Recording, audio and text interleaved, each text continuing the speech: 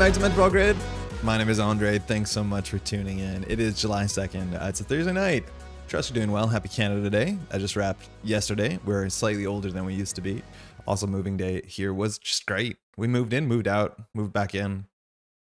How's everyone doing today? It's a Thursday night. It's a rainy one. It's a stormy one outside. Looks pretty bad. We have like, I don't know, hurricane warning, tornado warning. I think we might actually have a bit of both. So it's really storming out. So we don't have a lot of lights on just for the mood. I trust you're staying nice and cool like everyone is. Hey, Brennan, just in time I finished Tuesday's VOD. How was it? Did it go okay? It was a while ago. Shadow, yo, how's it going? Also, hey, Homius, let's go. I might have said that totally wrong. Homius, maybe? Hey, Postbeat, it's the Grid, and I'm home to catch it live. Welcome home. This is a Thursday evening. We're going to play the deck list of the week. Is this deck list of the week? What is it? It's Lunari's list, I'm pretty sure. This is every Netrunner deck is an art gallery. It is a good stuff Loup deck that was played in Manila. Lunari came in 8th at the Mega City out in the Philippines. Got a lot of altars, so we looked up at them a bit on Tuesday. Feels like the surface of the sun in Philly, Lamau. Face purple crying as the emoji translated. We got up tier to feels like 42 earlier today. 42 C and F is 107. Yeah, we had feels like 107 and before it started storming earlier this evening. So it was pretty bad. It's pretty bad in a lot of places. Luckily here we have air conditioning. I did do the silly thing and close the door, so I don't have air conditioning anymore, and we'll see how it goes. Today was asked, John, I have been indoors. How are you? Did you have to go outside? Do you have air conditioning? I reckon you might. Yeah, it was bad. I mean, it's hot. It's really hot, that's for sure. Speaking of hot, it's Loup.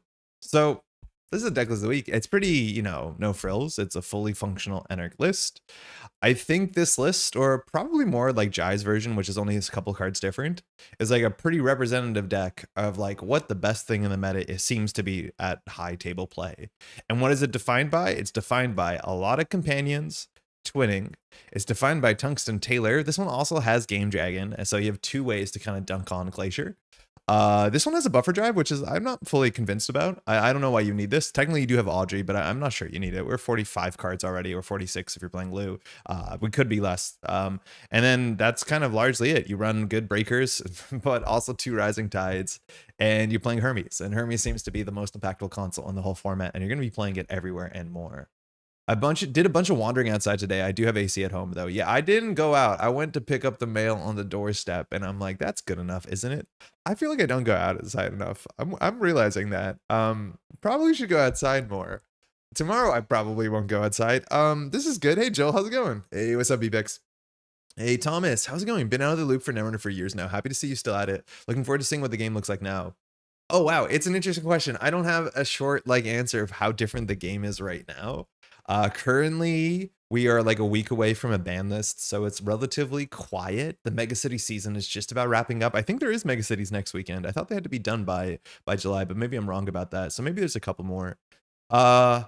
The game is great. Like, it's really, really good. The card pool is small. So if you stopped playing a couple years ago, it depends when that is. But we had the big FFG only rotation. So the game is only null signal games about 2 years ago. And that means the card pool got drastically smaller last year. This year got slightly bigger. We got like 65 more cards this year. It's interesting. The meta right now, if you want to talk about competitive play, which is what I'm mostly plugged into nowadays, for better or for worse, there's a lot of really good Jinteki decks. It's like mostly good Jinteki decks. HB has some combo decks. A lot of the Anarch decks right now kind of look like this, like just good reg stuff. Criminals just doing reg stuff. There's a lot of reg stuff going on the runner side, just trying to keep ahead and trying to stay up. Also coming back after 3-year hiatus. Welcome back. I don't know how good I mean, okay, for this deck specifically, it's really no frills. And I had a question asked in a YouTube comment a week ago, maybe a week and a half, and I just responded on like Tuesday night. And the question was like, how do I get back into the standard meta? What do I do? Or how do I get into the standard meta as a player who's just picking up System Gateway? So I guess we'll take just like 3 minutes to do a little explanation of what Netrunner looks like now and how you probably should be getting into the game. This is not a structured talk. It's not going to be perfect, but this is what the idea is, okay? So you might know there's an organization, a nonprofit, oops, I spelled that wrong, called Null Signal Games. They used to be going under the name Project Nisei. They rebranded, I feel like 4 or 5 years ago at this point. They're not called that anymore. But Null Signal Games is a group of volunteers from the community. It has a nonprofit that create cards that are compatible with the game of Netrunner. At this point, they've been doing it since I want to say 2018, 2019. So they've been producing Netrunner cards for longer than FFG ever did. At the same time, they're also doing a lot of organized play stuff. So they're running championships all over the world, in-person play, online play. The World Championship is this October here in Montreal, which is pretty convenient. So they've been doing a really great job with that. Now, their cards are totally free to print. In fact, the game is totally proxy friendly. So if you don't want to pay anything right now, and you're not really, like, in theory, you can try out everything without paying a dime. You can go through the products page and you can print out a PDF. You can cut your cards out. You can put them in front of Magic the Gathering lands or whatever, and you can take them to the World Championship and play. Again, proxies are legal at all levels of play, so the game is as accessible as possible. Now, if you do want to get into the game, either proxy out and print out, or you can purchase. Mind you, they have a web store. Depending on what nation you're in is what the prices will matter and how quick shipping is. I can only speak for Canada. But System Gateway is the new core set. It's like 200 cards. It's really good. It's like the best core set we've ever had. It comes with these like pre-constructed decks to teach you the game, and then you fold in more cards and the decks get bigger. And then once you're done with those two, technically like not legal decks, but they teach you the game decks, it has a whole bunch of cards for deck building. And it's just like the best core set we've ever had in this game. It's very generous. It's very good. It has guardrails. It has very strong designs with very simple amount of text. 10 out of 10. Can't recommend it enough. From that point forwards, there's a lot of different ways you can go, but that's where you start. And then the card pool gets a bit bigger from there. Generally, Elevation's the second product you should buy, which is meant to be like the second part of System Gateway, as much as this came out like 5-6 years later. And it does have a whole bunch of cards for every faction, so you just kind of build from that. Just check out my last tournament was the UK Nats in 2022. Okay, so you're used to null single games, so this shouldn't be too big of a surprise. The only difference between 2022 and now is like the FFG stuff, all the Fantasy Flight game stuff is out of the format. So if you're playing standard, which mind you is the major format, things like the World Championship are in standard, as much as people do play smaller formats. So consult your local meta for what people play there. It's like kind of the same. It's just like good Netrunner, I guess, at this point, right? There's a ban list coming. Any bold predictions on what will be in it? Yeah, the ban list is meant to be coming out, I believe, on like the 14th to 17th. So like not this week, the next week, or maybe next Monday. I'd have to check when that is, but there's always like a bit of a window. I think the ban list is going to have to address that HB combo deck because people don't seem to like it. I don't honestly know if there's much else that they're going to have to address on the runner side. Like they can address things to like maybe make decks that are not very popular see more play, but like I don't think Good Stuff Lou is going to catch a ban. I don't think there's a really reason to. It doesn't seem like the best deck you can be playing, but it's like a very good deck you can be playing with a flat like kind of matchup bias. But I think you probably are going to hit the HB combo stuff. Also, are we eating the earth? Oh, we'll get to that. Ren, how's it going, by the way? I swear this guy was just in a diner somewhere in Massachusetts or something. It was in Maine. To at least yesterday it was. We had a good time. It's the grid. I heard you played my deck on Tuesday. Sorry I missed it. Oh, Diogenes, I did. I have mixed feelings to report. Very mixed feelings. I feel bad bringing it up. But the bad publicity stuff was pretty rough. And then we don't really have a win condition besides measured. But yeah, once you get to a point where the runner does have 3 bad publicity, the assets are not worth anything. I don't know what to do. I'm glad that we explored it, but not a lot of it actually worked. Like having a nice warm reception is impossible when they have 1 bad publicity. I can't make it do anything. I don't know if I've said hi, SRN. How's it going? Next weekend is Boston Mega City. I heard unmeasured, so I think there is a couple more. I'm not sure if it's like until the end of the month or just like even more.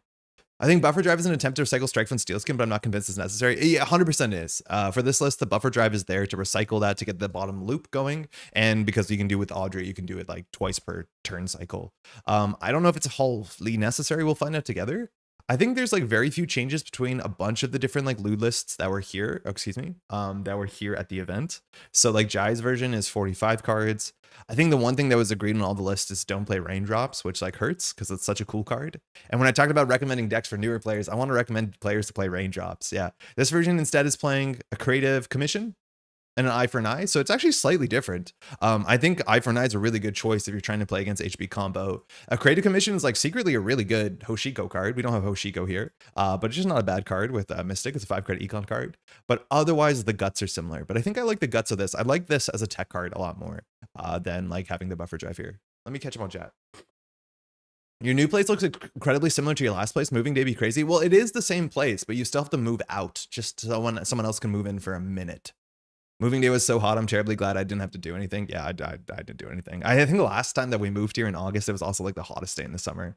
It was pretty bad. Hey, Ryan. They're going on Keeling. Been playing Core, System Gateway, and Elevation with a friend, trying to get a Netrunner scene going again in Houston, hoping to jump up to the startup card pool soon. Oh, cool. Is it, I take it, easier to bring people into the game when the card pool is as small as it is? I think it's like a really interesting thing because I know when I got into the game, which at this point is a long time ago, one of the things that was getting me into the game was there was regular releases. And so like trying to chase a bigger and bigger card pool was always the most exciting thing, to be like, oh, someone showed me a new card. Oh, wow, I want to get that card. Obviously, like the card pool is really big and you have to know what your opponent's cards are playing. So that's really difficult. But it's weird. It's like in some ways, I feel like the bigger card pool makes the game more attractive.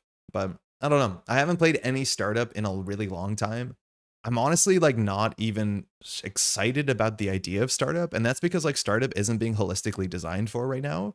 I want to shout out the startup balance team, like probably does a great job making sure startup makes sense. But like the last set was like totally made without startup consideration at all. So I reckon startup is a really odd place. Maybe it's still fun, but like I already think that standard is too small and I'm running out of ideas and interesting things to do. Some of that is just being like jaded, but you know how it is. I just want to see Loup playing that many cards. It's okay. It's so fine. I think like emotionally playing 43 is at least like, I think I can sleep better at night because it means that you played fewer than 45, which is ultimately your benefit of playing Lou. As soon as you're playing plus 45, it's like, okay, well, hit points or something. Hey, Aurora, happy Thursday. Happy to have caught a stream while cooking dinner for the family. Glad you can make it. How's the dinner turning out? I've become jaded due to traversing on Swamp Pass. How's your ranger training taught you? Nothing. It's okay. I have mixed feelings too. Yeah, it is unfortunately Diogenes. It's mixed feelings. It's like the bad publicity package. Sorry, we're on all sorts of different angles. It just like this on the table with one bad publicity. There's no reason that this should fire more than once. The Luanos are fine. The problem also is like we gave the runner 3 bad publicity ultimately, and we have 1 payoff for that. So it just didn't feel good. Like if we gave the runner 3 bad publicity and then we had a regulatory capture, we had 3 regulatory captures, like I'd be like, okay, I'm on board. But the only reason I was playing the vulture funds is because I had a Luana on the table, and like the vulture fund is now just a bit better. But yeah, I don't know. It's hard. It's hard to have stuff that you can't really afford to ice when they have bad publicity. Yeah. Lucy, you're not really late. Startup isn't bad, just don't try to approach it competitively. Solomir, I think that's the issue though. But it's like anytime I go to a startup event, it's like, you know, a scheduled event where you play each other and then you try and win games to win a prize or something, like, you know, a tournament. And so like I have to look at it competitively. I don't know. That's like always a really hard thing, is like at some point in time, for better or for worse, it's hard to enjoy casual Netrunner, right? Like, do I even enjoy casual Netrunner anymore? I'm like, probably. I mean, I probably do. But I think I'd much rather play like 2 competitive decks at each other in like a focused environment, right? Like if someone said go to casuals and hang out and play against like a wide range of things, or sit down with like one person of like, you know, whatever your skill level is, a comparable skill level. I'm not saying you don't get that at casuals, and then like just bang out like, you know, PD versus Lou for like the same amount of time. I feel like I'd rather do the latter. And that is weird. And I don't think I would ever said that. That was like not me. Admittedly, at this point, it's like a long time ago, like 7 years ago. I would go to casuals all the time. And like, I don't know what it is. Is casual Netrunner less fun than it was for me? Or am I less fun than it was? Or it's probably both, right? Like to some extent. It's weird. It's a really weird thing to try and solve. Next time you get a game against Melias, you got to end and start the stream on the crash space, because we'd be crashing. I do need to say that I am genuinely worried, and I need to do a better job. There's some stuff in Netrunner, like in all card games, I don't like. So when I play against Melias, I'm like, oh, great, Melias. I don't like Melias. We all know that.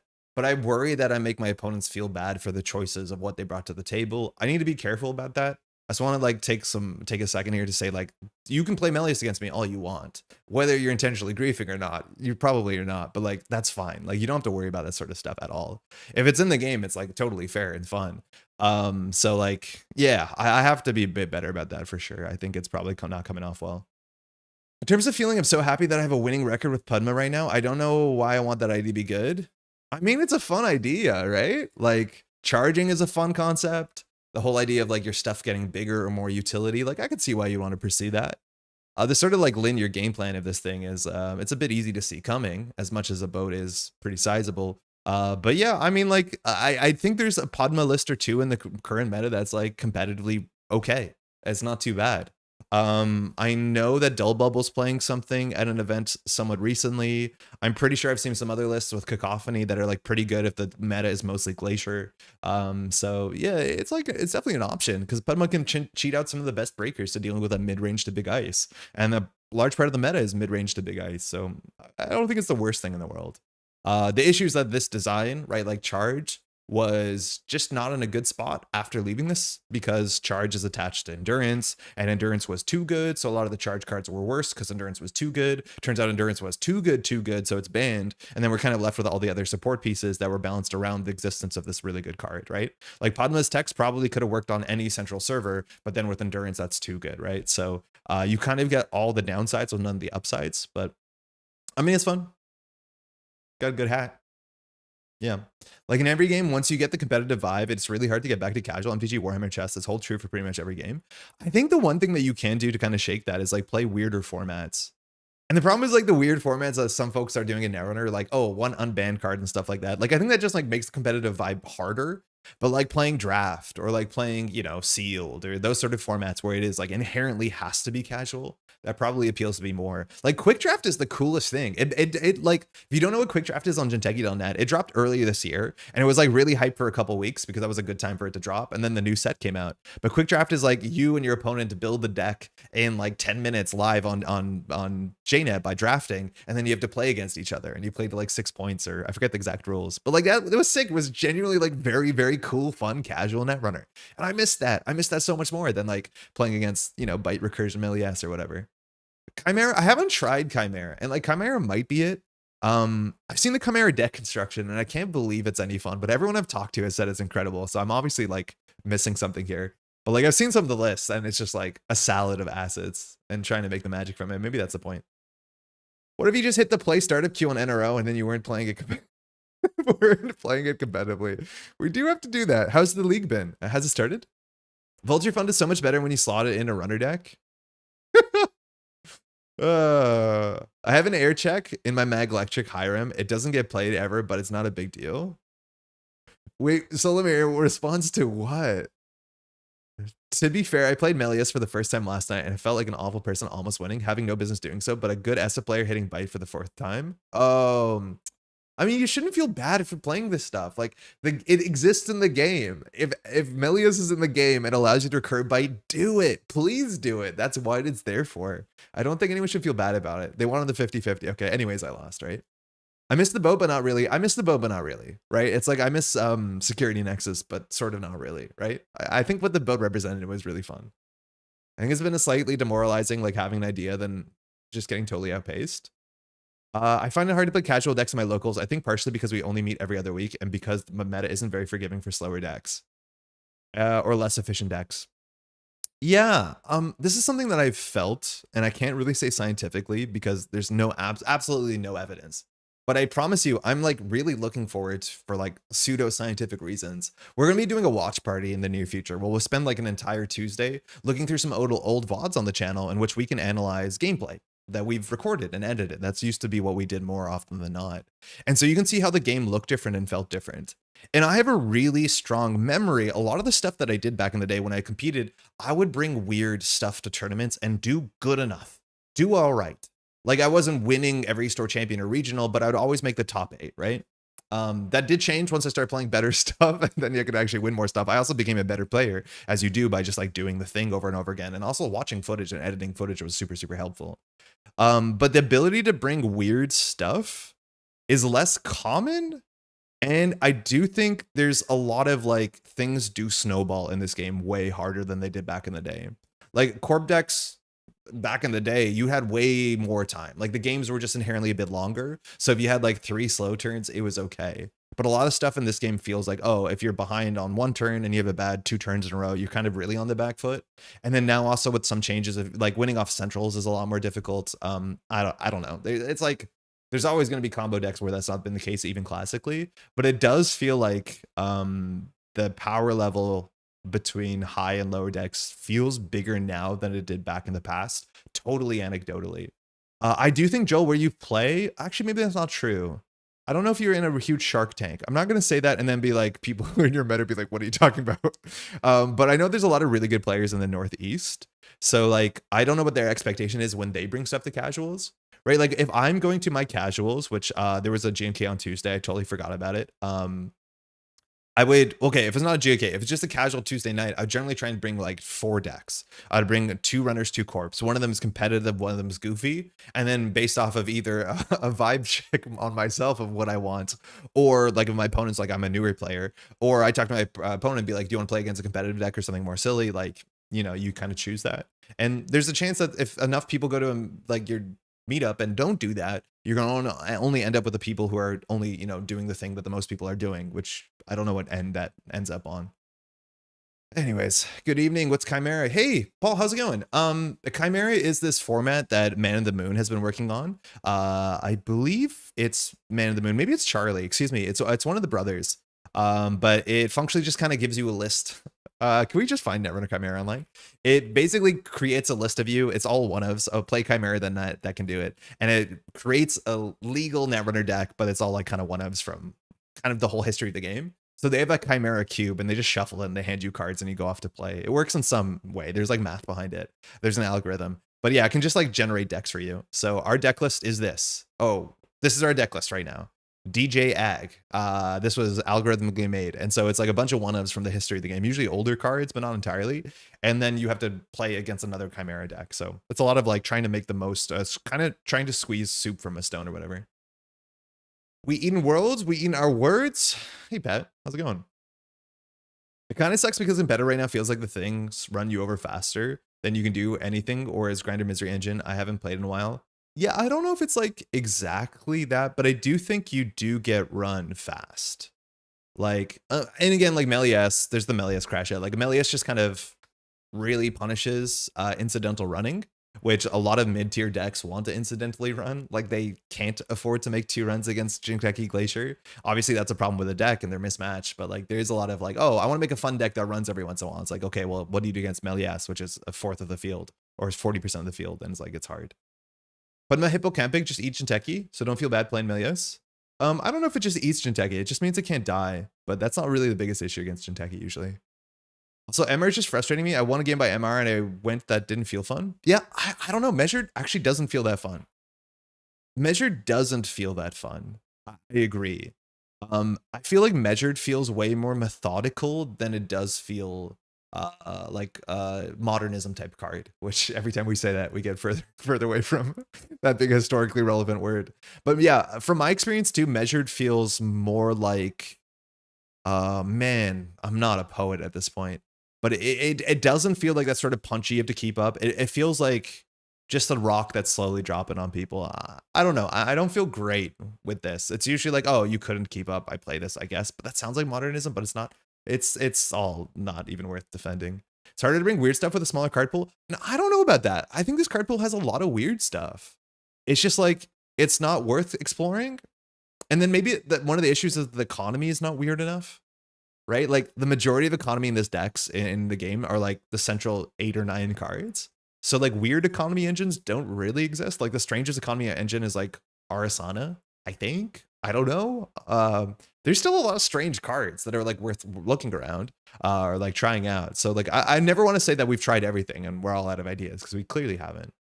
Thing about runners needing to so much to keep base. I was chatting with someone who said that in order to beat Epiphany, the runner deck needs to access at least 100 credits in the game. Oh, I'd be very interested to see where that number comes from because that's probably not correct. I'd be surprised if that's correct, is what I'm saying, because you don't have to trash that many things in Epiphany. You usually just have to trash a couple things. But yeah, you do need a lot of money. That is like a thing. This is like a weird thing that I think we can unscientifically check out, right? So this has been a trend for the last long time.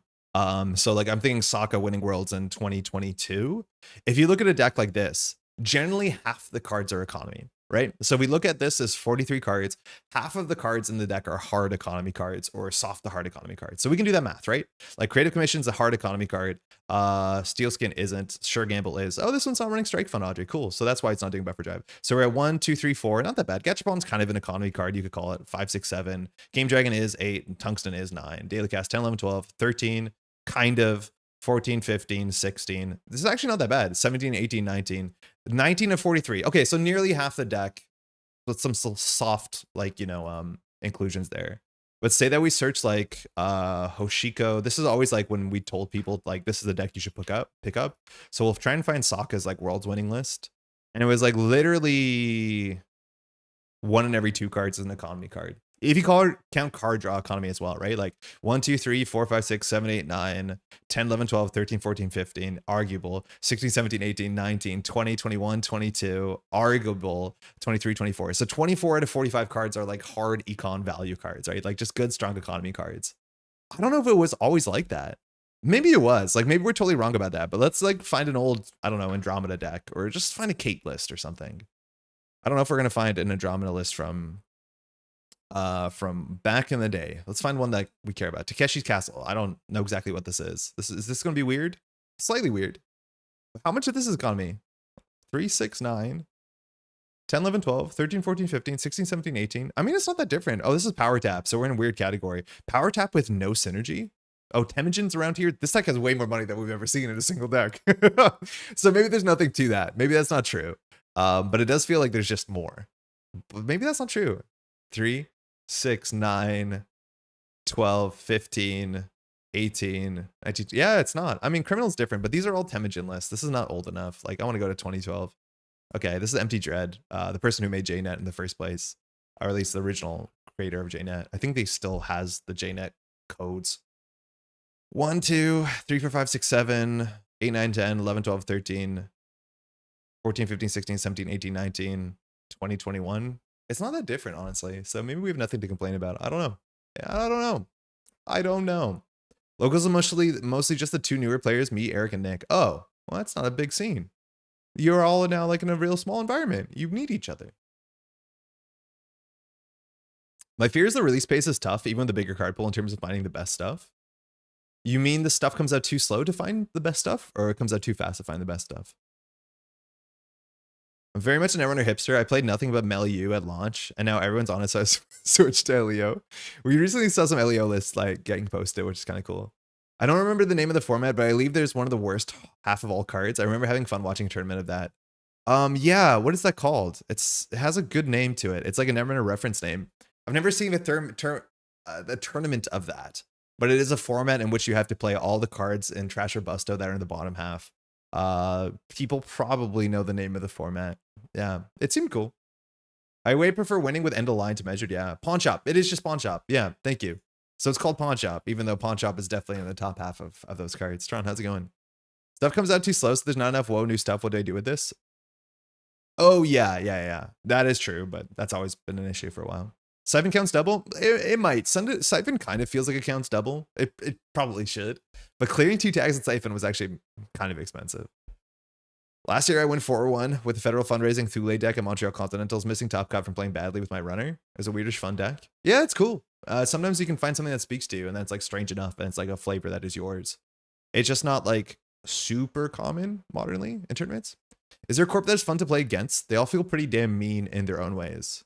Fun to play against. Ooh, like what corp do I sit across and being like, this is going to be a sick game? Imagine I don't have an answer to this. Ayuko. My answer is Ayuko. If I have a good deck, I generally like playing against Ayuko. I think it's fun. I think it's a nice little puzzle. A lot of different things matter. Your hit points matter, your cards matter, your ice breaking matters, their counters matter, their stuff matters, their agendas are always clumped up in an interesting spot. Checking archives matters. I don't mind Ayuko. I don't think it's gonna be a common answer, but I think Ayuko is the one I actually like to play the most because it feels like there's the most things that I can actually choose to interact with, as opposed to Melies, where it's like I probably shouldn't run this turn. I was glad to see my current corp brew Bangoon on the worst corp list. I feel the agendas have made it a legitimate threat. Bangoon definitely got a lot better from the new agendas. It definitely should have gotten a lot better, but we have struggled to see Bangoon have any like consistent competitive success. So I can't say anything besides if you think it's really good, right? Like I have no idea. Our local store CTK is doing a pawn shop point system to award the mathematically jankest deck. That's neat. I wasn't around back then, but I might have something to do with why my old Netrunner felt different. I keep playing against this one guy on JNet who only plays decks that have like 200 cards and it's always but a misery experience. I don't think they're actually being malicious. Oh yeah, there's a couple people on JNet that I think, like, I don't want to say names. Please don't say a name in chat. If you say a name, I'll mute you for a second. If you ever find someone on JNet that consistently does something that you don't like, either don't join their game, but if they're joining your games, you can just add them to your block list. Like, it's that simple. Be like, oh, I feel my experiences against this person have never been good. You just block them. Life's better. Until it's a tournament and you'd be like, I can't find my opponent. And then you have to admit that you blocked them because you don't see their table where they're like, I have a table up. Why can't you find it? Which is funny because that's happened to people. Where like, oh, my round one opponent is so-and-so. They're like, they're not here. And the judge is like, they're there. And you're like, oh my God, I blocked them. They know now. But you just block them. It's super simple. You just go to the block stat. Has that ever happened? Yeah, it's happened. It's happened. I'm mostly joking, but it's wild that MLU has moved to the Overton window such that playing against AUCO is refreshing and novel. I thought playing against AUCO was refreshing and novel for a bit. I think the ones that played Oppo, I like a lot less. Like, I think in the world that we moved away from false lead, I like it better. Like, as soon as the deck was playing false lead, circa worlds, you know, last year, I didn't like it that much. But after it got rid of false lead, I think it was like actually kind of fun to play against. I don't think it has anything to do with MLU. Like, after false lead was banned, I was into AUCO. But I know where you're coming from. I just like, I enjoy the AUCO matchup because there is so many things that matter in that matchup. There's a lot that you can like interact with. There's a lot on both sides that people can do. It's cool. Never heard of people getting the blacklist out on online events. 100% it's happened. I think someone was talking about it on a podcast recently. Maybe it was King's Court. Should like a good reason to make a tournament account. Yeah, you can also make a tournament account, but then the issue is like you copy your decks over and you get a game loss or something bad. I know who that is. Yeah, his decks are painful, but totally. Yeah, no, we can't talk. We don't do that here. But yeah, there's definitely people online who like have a thing. I know there's players classically that would only play like, you know, a style of Jinteki Grinder. And like, I don't want to do that. So you just add them to the block list and you don't play against Jinteki Grinder consistently anymore. Like, it's good. It's a good system. The only issue is like, there's no way to hide that stuff. So I can't show you my block list. Like whenever I have to go to the settings, I have to like black out my screen because it shows you all the people I've blocked through the years. And I don't want to broadcast that.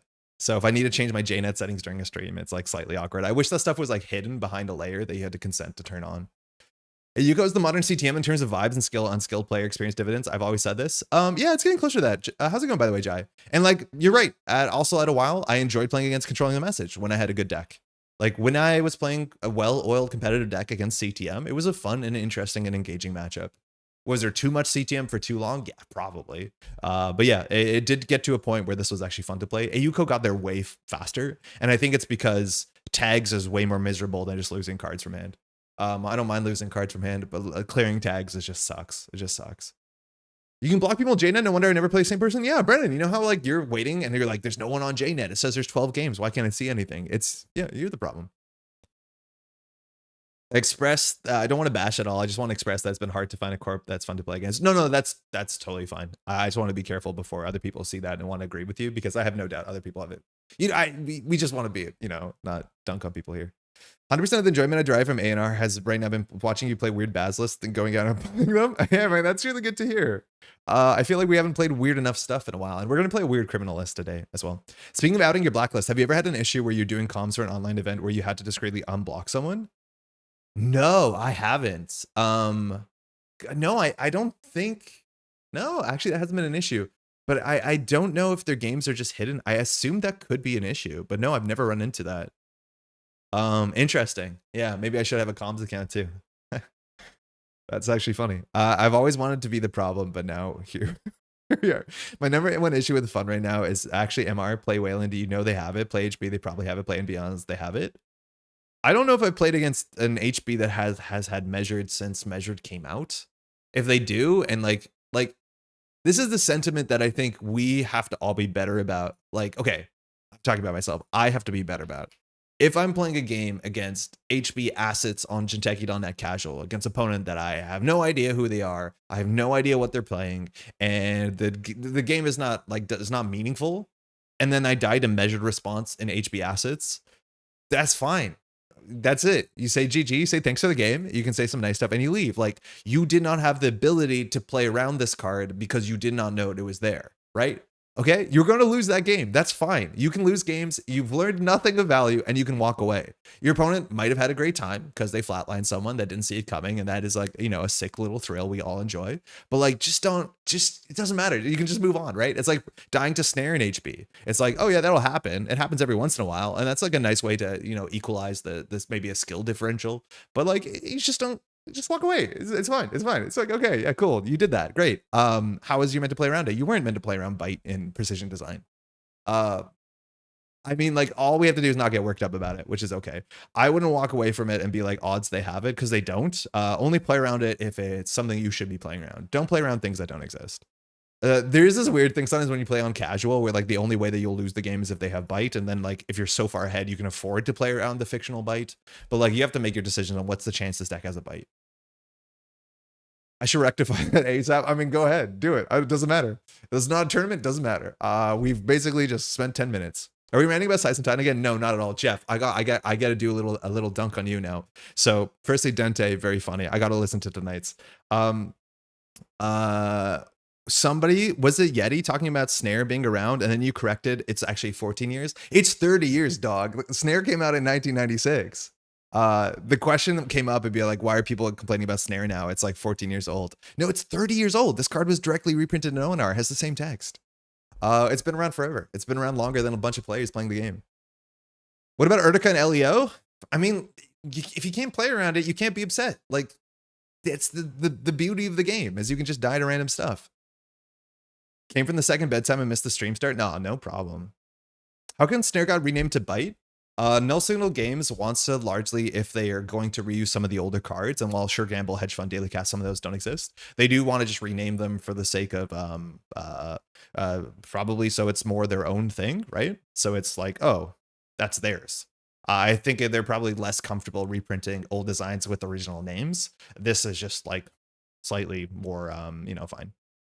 That card could be a doctor. That card could be our doctor. And if I had Bite to be my doctor, I would have a doctor.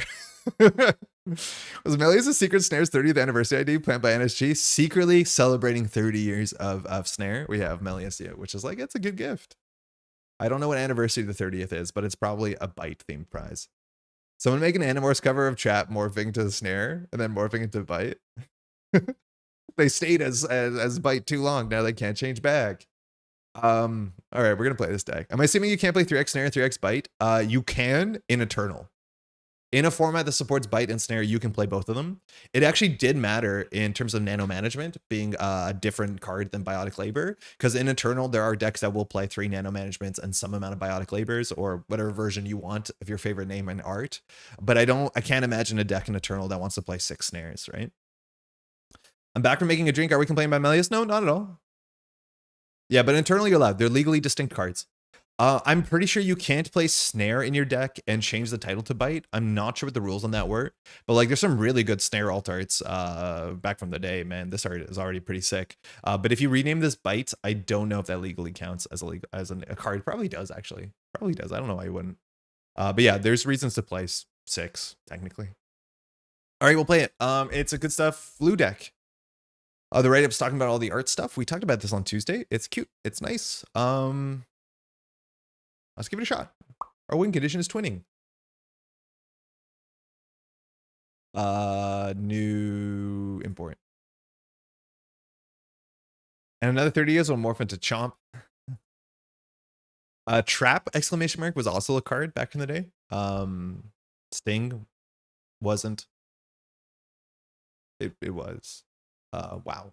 We're running in slow motion here. I had to go to 2G in case to get a playset of those Alter Snells. Well worth it. They were well worth it. They were nice. They were super, super colorful. Full art snare is a good snare. They see it coming, and then they have to reveal it to you. And you'll be like, oh yeah, I remember that. Iron Fox has repeatedly asked to Sharpie over snare alts and use them as bites, but I have told him very publicly to piss off. I'm for it. Ion, if you hear this, do it. You're allowed. I'll give you a blessing. There's no reason not to. Yeah, I think you can do it. I'm not sure what the rules are. It's not really important. How's everyone else doing? If you're playing this weekend, hey, it's HFT. HFT is really cool. Yo, what up? Yo, what's good? Are you playing this weekend? This weekend it is the online, I want to say Mega Cities, the APAC Mega Cities. It's like probably in 24 hours. I might be wrong about that. HFT is West Coast. HFT has been doing some good online tournament success classically. Thought I'd treat you with shut up. Oh, sick. Okay, very cool, very cool. Thanks, you too. Anyone try Sharpie Netrunner? Sharpie Magic's really fun. I want to try Sharpie Netrunner. There's also this like game, I think B Blum was playing it, where it's oh man, I forgot the exact name of it, but basically it's Netrunner. But every card can be any card as long as the type matches. So when you res an ice, you can say the name of the ice. But similarly, the runner can say the name of their programs or events when they play them, as long as you can afford to res the named card, which is like a really cool idea because it becomes like a weird puzzle box of like knowing, you know, niche outs to certain things. All right, HFT kept. Our hand is double Gachapon, which is like, okay. Single Rising Tide Gourmand Pinhole is not really anything. We have no companions. I don't think we keep this. It's not that much better. First time I saw the card, it's a trap. I was sad it wasn't those two guys pointing because I laid the actual ONR card in the art. Like Mental Magic. Yeah, Mental Netrunner. I think that's what it was called.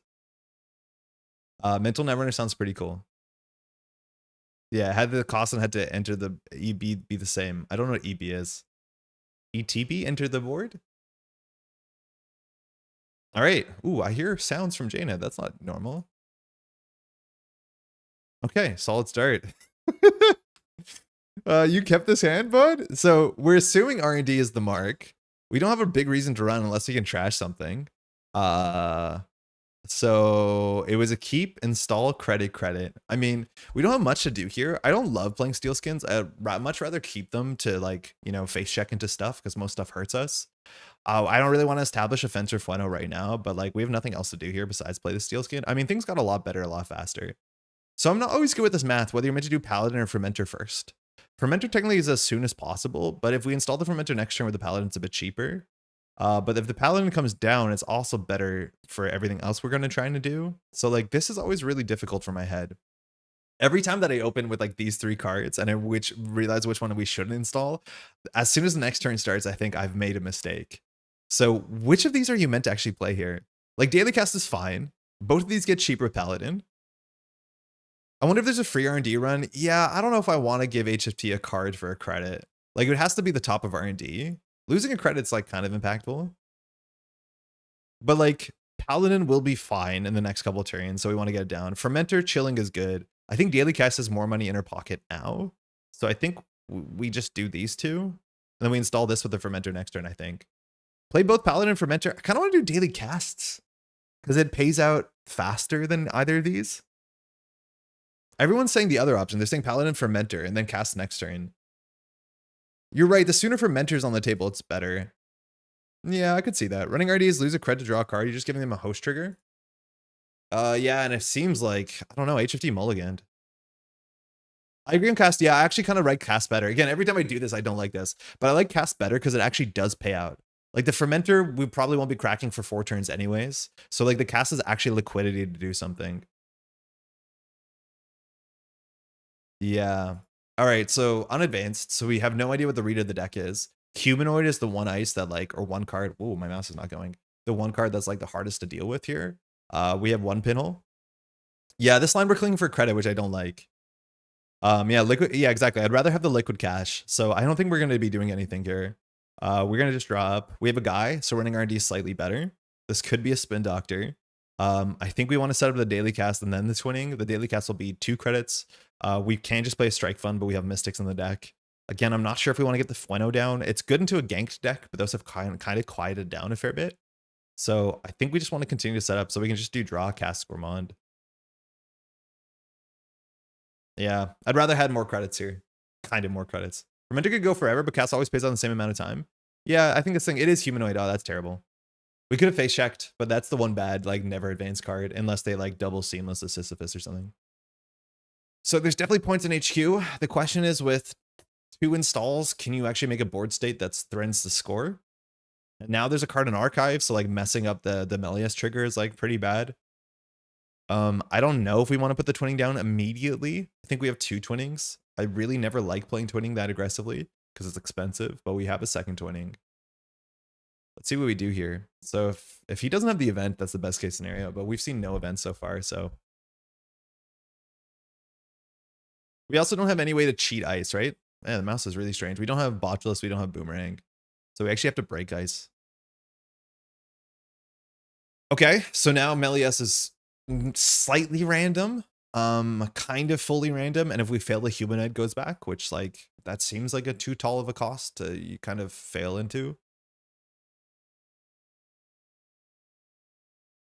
No event. Sick. So if this is another humanoid, I mean the decks are usually only on 2 if they're on 1. Okay. I mean, I feel like we don't have to do much.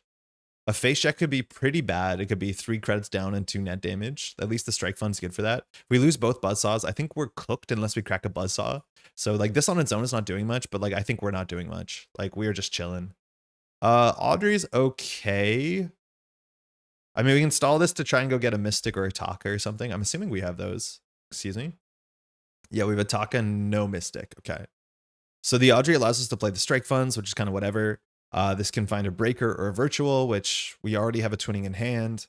So there's not a lot going on here. We can install the twinning with the paladin and just say we're not charging it this turn. But I don't know if we're excited to do that. We can install this after. Like if this is a twinning, we'd probably just remove the other twinning from the game, let's be honest. I don't know if we put down Fencer Fueno. It's like, it's not my favorite card here. I think we can install the Buzzsaw and then we just bottom out and just say like we're building. I don't care. Do we have Tungsten and we have Game Dragon? We have both. So let's see a second humanoid here. Like we're just going to try and get to late stage breaker suite solution. Yeah, do it. It's another one. Oh, Purge. Okay, sick. Yeah, fine. We're happy with that. I mean, we have 3 credits next turn to work with. We're going to crack the Gachapon here. If we crack the Gachapon, we can't install a twinning from our deck. We can install Companion. We actually can't install a lot of breakers from our deck because Echelon, it costs 1 credit. Rising Tide at least is free. So like, I don't even think we fire the Gachapon here because I think with 0 credits, we only install 2 down, which is not a lot of cards. So I think we'll chill.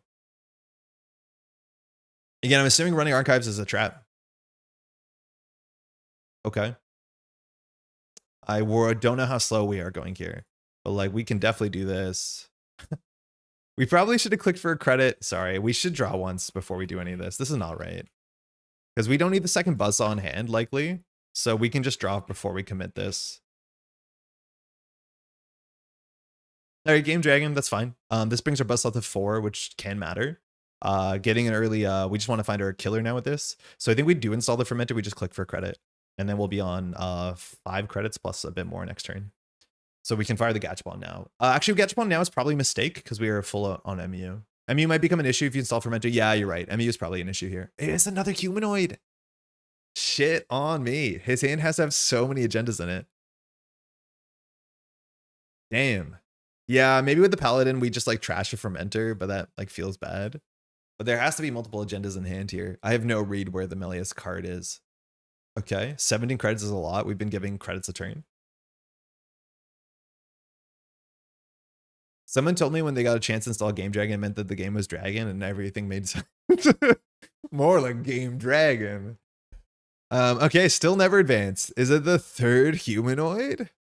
What did you do to your wrist? I burnt it on the oven. I've been baking bread and I burnt it. And it's at the point, sorry, I'm going to do a bit of a gore warning. It's not that bad. It's just like, it's exposed skin. And it's gross to look at that. And also it's like hits the table when I use a keyboard. And so like, it's not healing. So I need to put some padding on it. But yeah, we didn't fire this. It's fine. We have a console, right? We must. We have a Keiko. No, we have 2 Hermes. Of course we do. Anyways, that's it. Welcome to my TED Talk. I just burnt myself and it's healing. Was the bread good? Yeah, the bread was great. Like I've continued to make that same bread. I'm not scared of the bread. It was definitely worth it. All right, we have both of our things. So that's good. It doesn't look as bad as you fell on your bike. No, it's definitely way better than that. It's not going to leave a scar. And also I didn't fall on rocks, which is hard to disinfect. So like way, way, way better. All right. I mean, we can just draw. We can install a card. We can play Strike Fund. I mean, look at these cards. Wouldn't interacting be fun? I feel like we have no reason to interact here.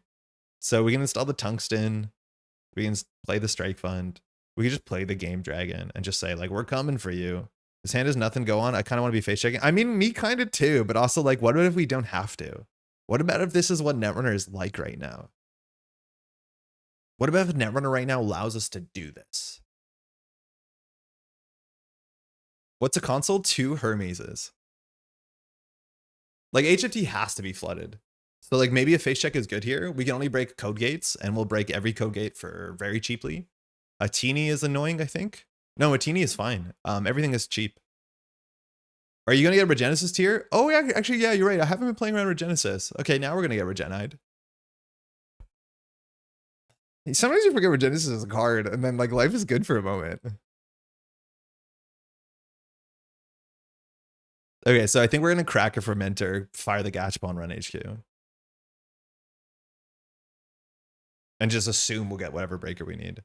Gonna ask for a good old action in case there's a virus on the table. So I don't know where the mark is. I don't have enough information. Are we gonna hit a bite? I don't know. Can this be a big snake and lose the game? Could be. Yeah, like I don't know what to do about that. If it's a snake, like worst case scenario, we can produce a killer. No res. Okay, show me HQ. It's archives. It's a gourmand into an Atini. We break a teeny for 2 credits, so it's probably not worth trashing. We did just flip archives, so now we want to run archives because it does look like a Regenesis setup. We'll see if there's a spin doctor in here. There is Cloud Eaters. That could have been a terrible face check. As much as we did not get unlucky. So running this, again, if they're in Cloud Eater, maybe it's a gank deck. Like we've seen a lot of these, but Cloud Eater shows up just about everywhere. I don't know if Humanoid and Ganked are like as in the same deck all the time. We could run back. This wasn't res before. If we fire the Gourmand, we draw a card, but like there's not much else we got going on here. Like maybe we just install the Fencer Flueno or the Twinning. I could see us installing the Twinning and then using the Gachapon. We're not going to use our credit. Michael Webb installing Snake from Dune. Michael Webb we can break though. It's not that bad. Okay, so let's see what this is. Lacosta into either Charlotte. Could be a 4-2 with a Seamless in hand. Could be a Sisyphus, but I don't know what this is to not being res. So I'm assuming this is a big code gate because otherwise you'd res it. That's a Proprio. Okay, that's like totally fine. We don't mind that card. So now I have no idea where the mark is. We're going to Gachapon for, okay. I was going to say a Hermes. Sorry, I was going to say an Echelon, but we don't have it. So we'll do a Gourmand. And we'll shuffle 3 cards back. We need to put every single Hermes back. And then we're going to probably put the Steel Skin back. I think it's more important than a Strike Fund. So we're removing a Pally and a Strike Fund. That's fine. Okay. We definitely need a Hermes for our Gourmand. I think we can start here by running Archives because there's no way they put it on Archives. And they definitely put it on an HQ. And we just want to trash something. There has to be points in hand because we filtered no points. Yeah, HQ is the play. Okay, so we did play around it. We cost a credit. But there has to be agendas here because we've drawn through like 19, 18, and we've seen 1 point. 1 agenda worth 2 points. We just need to start using these Gourmands and pushing ourselves forward. We didn't install anything, so Paladin's not getting the double, but like we can't install anything in our hand that matters. This has to be a big code gate. You hate trashing a petty cash, don't you? Yeah, I hate trashing a petty cache. Oh yeah, this could be Proprio with you're right, Proprio is very likely that they're on F Rune, which means install 2 Buzzsaws, but we can't. So we have to install 2 Echelons. I'm not trashing that. Yeah, right. Feels bad. We'll just do it again. Okay, that's a bit better. These Gourmands are taking up our space, but I'm okay paying 2 credits on this. There's our Echelon, which is really good. We can install it to get the Twinning to fire, and we do need to fire the Twinning every turn. The issue is like our Gourmands are big. So we could eschew a Paladin and just go back for another run. We drop to 6. We could throw out a card. We could also just install the Fencer. I mean, I think the Fencer will be good enough because we have this server to run. We're assuming that this is a defensive. Could be a Mitra though, could be a ganked. Gotta feed the boys. Yeah, we do gotta feed, but we didn't fire Twinning. Okay, Purge is fine. I don't mind him losing a turn here. Now, we have no idea where the mark is. I think we can install Echelon and just run R&D. Oh, we can't because of this garbage. So we run Archives. The worst thing coming back is Ice or Charlotte. Even Humanoid's pretty bad. And now it's like a 50-50. Like, do we run Archives or not? I don't know. We did last turn. So I'm going to assume that that the assumption is to put this on Archives because it's what we did last turn. Like, this is... Pretty high variance of whether this works out or not. I would say it's a straight 50-50.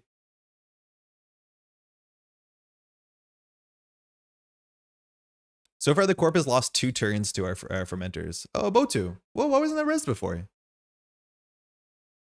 Oh, shit. We could lose an echelon here. I mean, yeah, that fires. Why wasn't that res before? Interesting. Maybe they have no agendas. We lost an echelon and Audrey. I mean, that's pretty bad.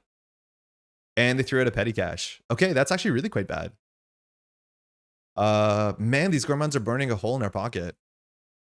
Okay, so Rising Tide is going to deal with this okay-ish.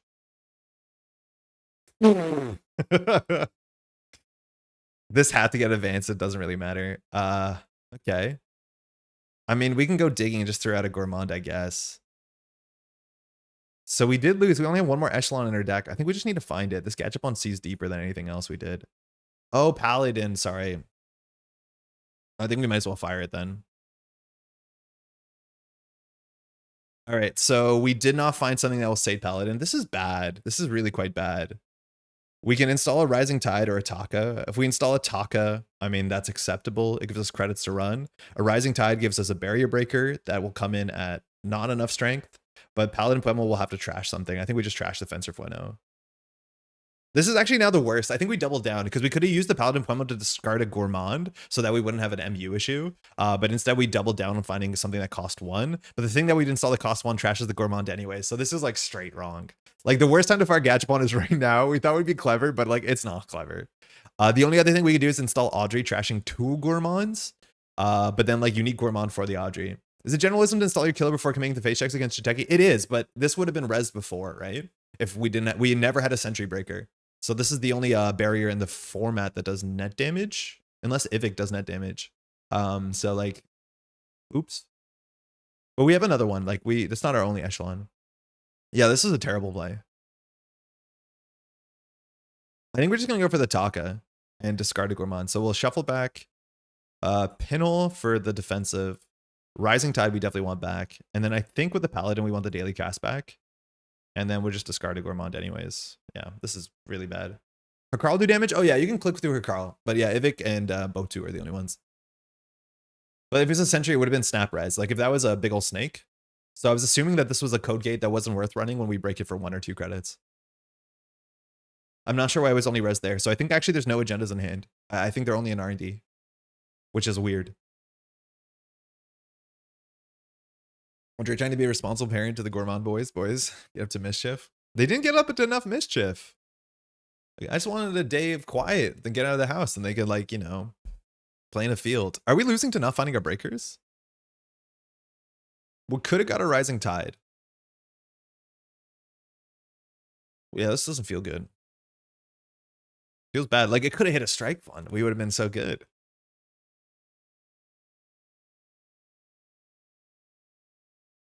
I mean, we probably pinhole the Lacosta genuinely here and fire Gourmand. The thing is like Archives is probably the mark and then they get back one of these cards, but like, I don't know what you're meant to do about that. We can't fire Paladin. We can't deal with Paladin. So maybe we throw out the second Gourmand. No, it saves us 4 credits. Maybe we'll draw something with the Gourmand. So it was Archives. Yep. So yeah, that makes sense.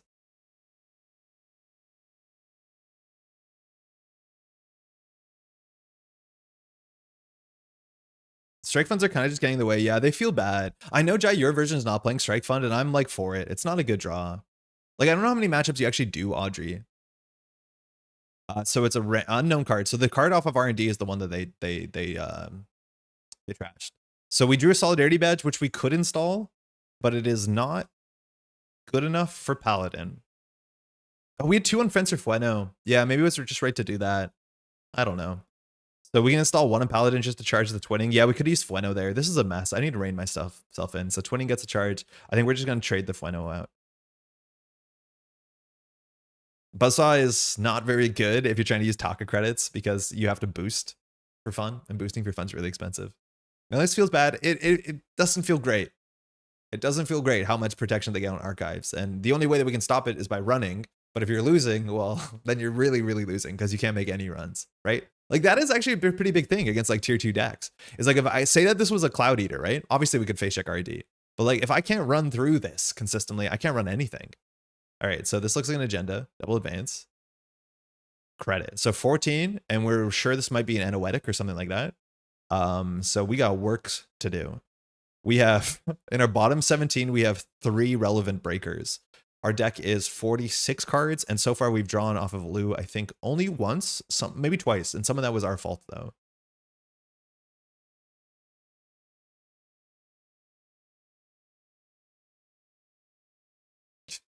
Yeah, I guess they're going to score to 5. Guess they're scoring to 5. Maybe we should have put a killer down. I just thought this was a code gate for sure. No Hermes either really feels painful because they're going to score this out. He's going to score it, and we're going to have nothing to show for it. I don't want to pinhole because then they bring back the best card from archives. So I don't think there's anything we do here. Installing another fermenter seems a bit much. We can throw out the twinning, so I think we just play one of these cards. I think we do just play a Gourmand. Yeah, this is awful. I guess they could do some damage here and hit some strike funds if they score out a Fuji. Isn't the other run going to kill us? It's not very likely they don't see on their run if they're on Proprio Negation. Like if they are going to be an Unleash deck, they're usually just doing Unleash and they're not playing this. But as soon as they're playing this, you're assuming they're Glacier. And so there's no like weird kill combo we're expecting. The ones that are playing Unleash are not doing that. And they usually don't die. Oh, 2 Proprio. Okay. So running them, we just basically have to make our breakers as efficient as possible, which we're pretty good at that. But it means we'll have to run the remote server. Maybe not this turn. We probably don't lose. We have to run this like 3 to 4 times. So we just have to continue to set up. This is, we've made like the 4 runs all game, I think. And this is a defensive that we need to keep this pinhole for. Botu's now 5 strength, which like the deck has 2 rising tides. Playing Gefractor in Anarch really doesn't feel good. We have to run this turn as well. Okay, that's something. We have to run. Again, if it's a snake on R&D, it's a lot of money for them too. So I think we have to just make a run here. Worst case scenario, we have to boost Buzzsaw. But we can see 3 and bounce this card or bounce Ice. If they want to keep us out, he can. It's a Fly Swatter. Okay, so we lost a Fermenter. So we got purged 3 times this game, but this is perfect. This might actually make the Taka go big again, but we can just run one more time. So we're going to see 3 cards here. It was on R&D? Are you serious? What the heck? How is this on R&D? I don't get this. Should we play around it? Man, I don't. Melias, man. How do you win in 2 accesses? No, we're not going to win, but they're not going to win off of an unadvanced card here. Hey, D, beat my previous record of 3. I mean, it's possible. Yeah, we have 3 accesses. We can win on the spot. That being said, they know what this card is, so they can leave it on the top. It looks like they did it. So they didn't trash a card. So they know the top card of the deck. So a Charlotte, we can afford to trash that. It only costs us 1. Badge. Loup. It's enough ruin, so they are doing the combo. So we have to trash that with impunity. Rather trash the Cloud Eater, I'll be honest. But okay, so we totally whiffed. Taka's still on 2. Badge will draw a card. Okay, not good. So on the top of the deck is a Cloud Eater, which Echelon in our 10 cards is not good. Opponent discarded 1 agenda. The other 2 were top of R&D. Oh, no. Okay. So I don't think we lose to this unless he has like double Seamless, which doesn't seem to be the play. The list might be on Seamless. Again, our bottom 10 cards of our deck has 3 breakers.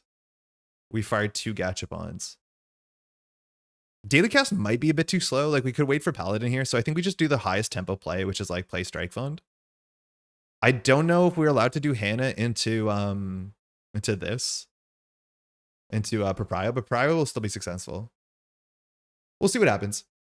Apparently Archives is not considered unique access in JNet, which I think makes sense. Doesn't mean I could win with 0 on ESA. No, Archives cards count as unique, I think. They just don't double count them. Okay, single advance. So this could be single Seamless.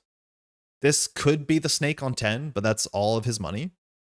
We still don't have a killer, let alone we can't beat a Tattoo Bola, which technically would be credit positive.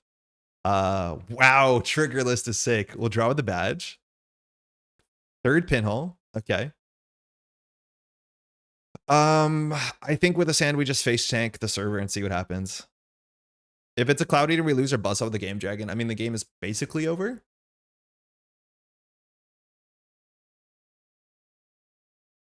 Oh yeah, Event Horizon, cool. So we have to pay 6 for this. It's a pretty expensive face check because we can't lose a breaker. We can also pay 3 and walk away. Now this is not for programs, so it actually is 6 credits. If we had a killer, we'd break this for again free. We'd actually gain a credit, but it's in the bottom 9. So I think we have to at least do this. And then we'll decide from there. You have to run 3 times, 4 times? Yes, we have to run 3 or 4 times, but we're assuming this is not the win. So I think we just pay 3 here and walk away because we can't do this again because we have to keep running through this. If he pops the Event Horizon, but like he can just pop 3 per prior negation, so we just need to find our breakers. There's no other option. So we made him spend 6. So at least running R&D is maybe now not that bad.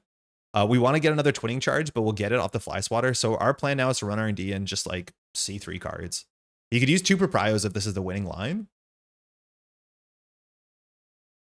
Tattoo, okay. So we can't break that either. Oh, we probably should have boosted Buzzsaw. Sorry. Gotta boost. Yeah, we just have to boost Buzzsaw here. Like we spend 3 credits on a counter. We're gonna get the counter anyways, but we can't let this give us a tag, I don't think. I did this wrong, whatever. Okay, so we have 2 Rising Tides on the bottom 9. I think we just have to dig for them. Like, there's probably not enough time in the game for Daily Cast or Ferment to be credit positive. Okay, we got both of them. That's good. We can show the Echelon. We could lose here to a Seamless. We just have to make running as cheap as possible. So it's a shame to use the Taka like that. So Gachapon sees the bottom of the deck. I don't think there's anything relevant. Pinholes are actually pretty good. Daily Cast is probably too slow, but actually might be faster than Fermenter when it comes to Paladin. We got the twinning counter, yeah. As soon as you just click this, it gives you the twinning counter. Oh, it's seamless. Okay, good game. Felt bad. That did not feel good. I don't think we played that anywhere near perfectly. Oh, GG. We got blown out by the Echelon. Turns out like finding the Rising Tide was better. I think we made a lot of mistakes keeping the Gourmands on the table because our MU was full, and that was really awkward because we didn't find the Hermes. But like we struggled to get through our deck. I do think the strike funds, like the other version that Jai's playing doesn't have these. And like if you don't play Audrey, these are not great. And we did not play Audrey. Discarding Tide and holding second gotcha is 1 credit better, I guess. Oh yeah, you're right. Yeah, if we install that instead, we can flick it in. Yeah, it is a bit cheaper. You're right. And we want to get this in the bin anyways. Yeah, we should always discard this and keep the other one. Yeah. Yeah, I was so convinced the ice on our HQ was a code gate. And then when you finally rezzed the net damage barrier and I lost an Echelon. Big oof. But if that was a Cloud Eater, I think I lose on the spot. Yeah. I think not challenging Centrals in an early game meant they could just trot through the early game. Yeah. I mean, they were low on credits. We never like forced a proprietary negation out. But like, I think as soon as we install the Buzzsaw and then put a Game Dragon on it, if it's a Cloud Eater, I think we lose.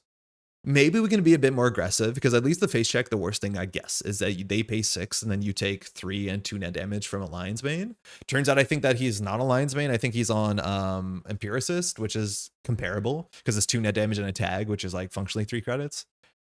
We could have been slightly more aggressive for sure, but ultimately like we didn't have our breakers. Like we installed this way too late. Yeah, very good.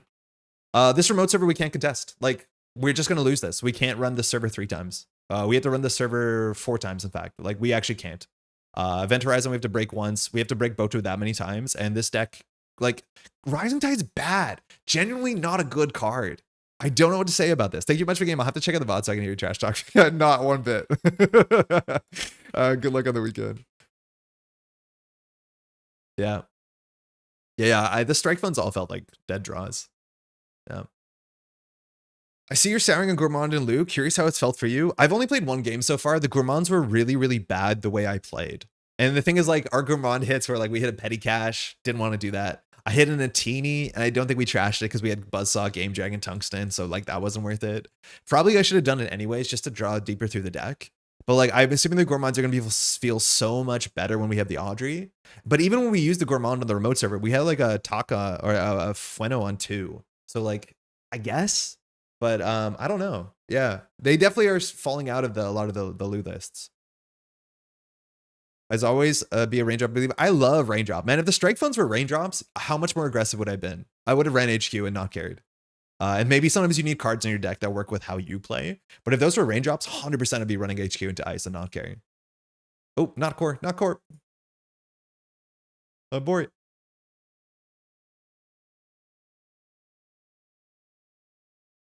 I think a lot of raindrops favorite ice is now rotated. I say as I cut raindrops from my horse list back in the days. Tron, weren't you not even playing raindrops in like in Shaper? Or was Wenjong doing that? I think Wenjong might have been doing that. Maybe both of you were actually. Yeah, what is the favorite ice for raindrops right now? Like most of the Jateki ice is pretty good into it. Raindrops loves a Sleipnir? Yeah, Raindrops loves a Sleipnir. I think Sleipnir is surprisingly unpopular. Surprisingly unpopular for how good that card is. Yeah, it's really good up a Sleipnir, that's for sure. Wayland is not bad at all. Most of that stuff has multiple subroutines. Yeah, I don't know. It's a good card. It's definitely a good card. It's like the closest you have to a clean getaway. Plus it gives you card draw. And like card draw is not like there's not a lot of card draw in this deck. But there's not a lot of card draw in a lot of Loup decks, but like there isn't a lot of things that draw cards besides like Lou's text. Knowledge Seeker, I can count the amount of Knowledge Seekers I've seen in the modern meta so far. And I think I might be a bit of like a niche case, but I've only like I couldn't tell you all the words confidently on Knowledge Seeker, and that's how much I've seen it. And I want to be very clear, that's not like an indictment. The card is solid. It's really quite good. It's just like it does not. A lot of the Glacier decks that we're playing are a bit more sharp in terms of like their face checks. Maybe that's because Sisyphus and ganked and stuff like that. RH. Whoa. Why? You forgot this is in the game. Okay, cool. Closing stream. Thank you. Thanks, you too. All right, so they have the same text, but they're playing 49 cards. So straight up, no idea why you don't play Melius at this point. But basically, we just need to be running archives. This hand is no card draw, but we have a lot of economy. We have a sure gamble with daily cast and a fermenter. I think like we can probably keep this. I have no idea how fast RH is going to be. Yeah, Knowledge Seeker, I think it's like add a virus counter, look at the top 4, rearrange, end the run, and then when it gets 3 counters, it purges. I'm pretty sure that's the words. It's just like, there's a lot of words on it, and I don't 100% know them. Is bad resing of 4-coded ice that effectively gets broken for 1? I do think Raindrops was and is worth playing, but I always got cut from my Anarchs to make room for Jake. Really miss Mouseless, Hoard'em, Gatekeeper, Border Control. All right, so we should run archives here. Figure out what this card is, deny them a credit on the next cycle. The issue is like that run's not that good for us because we can just do 1, 2, 3. But this is guaranteed. Please no boys. I don't know what that means. Companions? But like technically running this is not that good.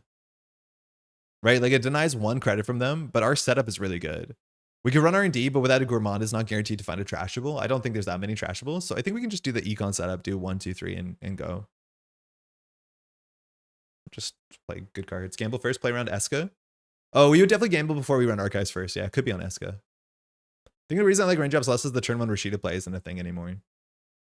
Oh, it was a petty cash. Okay, so I actually don't think you play the petty cash here. I think you leave the petty cash in the bin. Unless you're going to discard a card guaranteed, which what looks like the spin doctor they are. But if they play 2 cards here, you don't play the petty cash. It's like the subliminal messaging. Like you don't play it. You keep it face down. So unless they discard a card here, play Hansei, I think this petty cash usually isn't correct. Okay, good. They did. So now at least when we run archives, it threatens the spin doctor. So it's slightly better. I mean, there's no shot Hermes fires. We can't take damage from running archives unless they give us 2 points. It might be better to run the spin here. Okay, that's on us. Okay, now running archives sucks. No, I hate archives. Yeah, pretty good. Pretty good.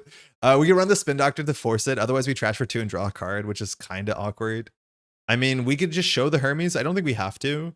I think we're just going to play the gamble, probably. We're going to be on 9 credits next turn, so the gamble's not super necessary. I just don't want to install an Echelon. So I think it's like, yeah, it's probably play the Hermes. My opponent plays hedge, ice, and I'm like, okay, this raindrops can give me an HQ access. Yeah, that's not great. But like remote turn 1 play is good. Where you like playing against Op. You're right. Or like against Asa. Or technically like combo PD, but then they just don't res. Is there a line where the corpse just doesn't spin him a virus and lets you trash? Yeah, I think with the spin doctor, they'd let us trash it, which is like fine because it allows them to not control their hand like this. And then we only pay 1 credit and get a card draw. But they definitely would not fire the spin doctor. You can fire the Spin Doctor for fun. If that, sorry, are you asking if they would fire the Spin Doctor and not shuffle? I mean, I doubt it, because we ultimately do spend a credit. And then that's a Spin Doctor they can recur with their second Spin Doctor. But this Spin Doctor means that like checking archives is a real cost. Sort of. See if they put something in server 2. I don't know what their threats are, but we're not drawing anywhere near fast enough. Okay, so I'm not sure what a card with no advancements is. That's good. This is really sleepy, Netrunner. Like, this is our turn. Draw, install, install. Paying 1 credit for a card draw, carefully sounding like a certain banned card. I've heard good stuff. Hey, where did the card go? Didn't they put a card in here? Oh no, they installed. Okay, so there's no face downs. All right, they're still drawing. Yeah, Spin Doctor, they're definitely liking it. All right, 2 ice. Let's see if that's a defensive. They want to put an advancement on that. Make a Charlotte play or an agenda push. We are nowhere near contesting. Okay, so this looks like a Lacosta, which means we just go get something. We can get Paladin. We don't need that. A Rising Tide. We want that. A Gourmand. We don't need a Twinning. We have one in hand. So I think we go for the Fractor. Shuffle 3 cards back. So we want the Tailor. We want the Pinhole. And then we want the Gourmand. All the other ones we are accounted for. Okay. Okay, so 1 breaker down, just to find 2 more. The Loup sure looks a lot like Shaper deck. I mean, yeah, it kind of does, but it does not feel super dynamic. If we were playing against assets, we'd be running all the time, but we're not. I don't know what they can do here besides Charlotte Lacosta, and then we can maybe pinhole one. Audrey makes the Spin Doctor trash a bit more interesting. Or we could do nothing.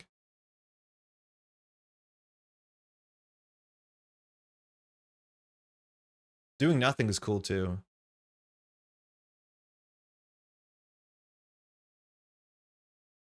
I need to be face checking slightly more. They don't have a lot of money. So if this is Lacosta into Agenda, I think we're less upset if it's Lacosta to Charlotte. It looks like it's an Agenda, so that's okay. Proprio? Okay, Proprio, nice. So we can open up HQ. We can do some damage to them. They probably can't protect this Lacosta as well. If we get a Gourmand, that'd be good. So best case scenario, we run HQ and actually trash something. Unfortunately, we have no way to get another twinning counter here, but I think we can just run HQ a couple times. We definitely want to run the Spin Doctor and or Archives this turn. So the Fermenter is a bit tricky. But yeah, now they're going to definitely get credit.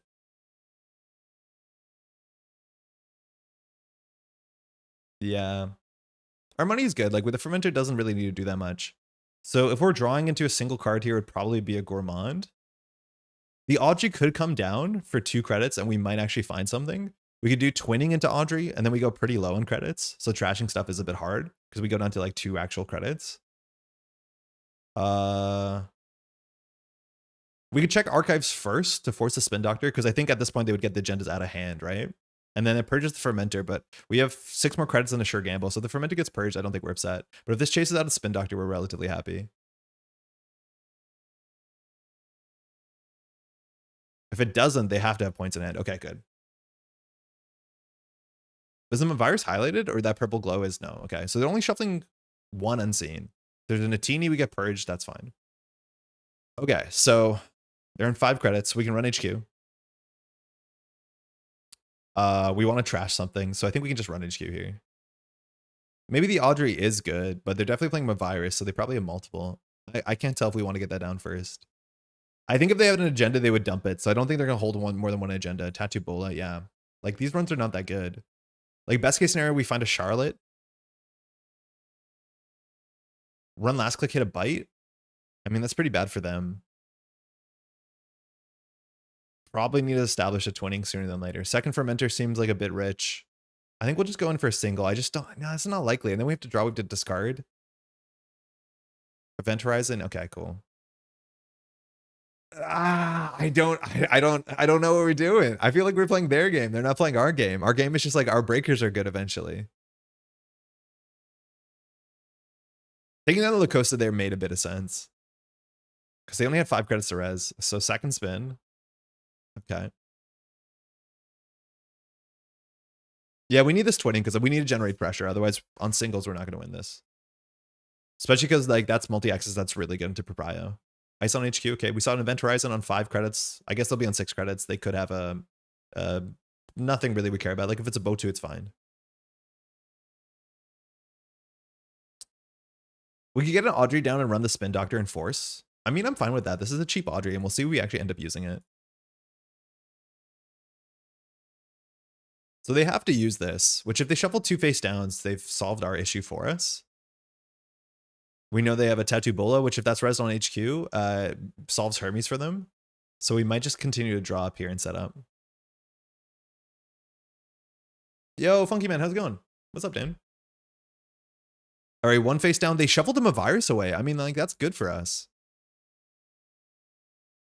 Draw. Okay. We can do cast now or cast later. We'll get the Paladin credit next turn, so it doesn't really matter holding it. So I think we just put this down. I don't think I've ever played against RH. Oh, RH used to be pretty popular. This was like what Jinteki Glacier was for many, many years.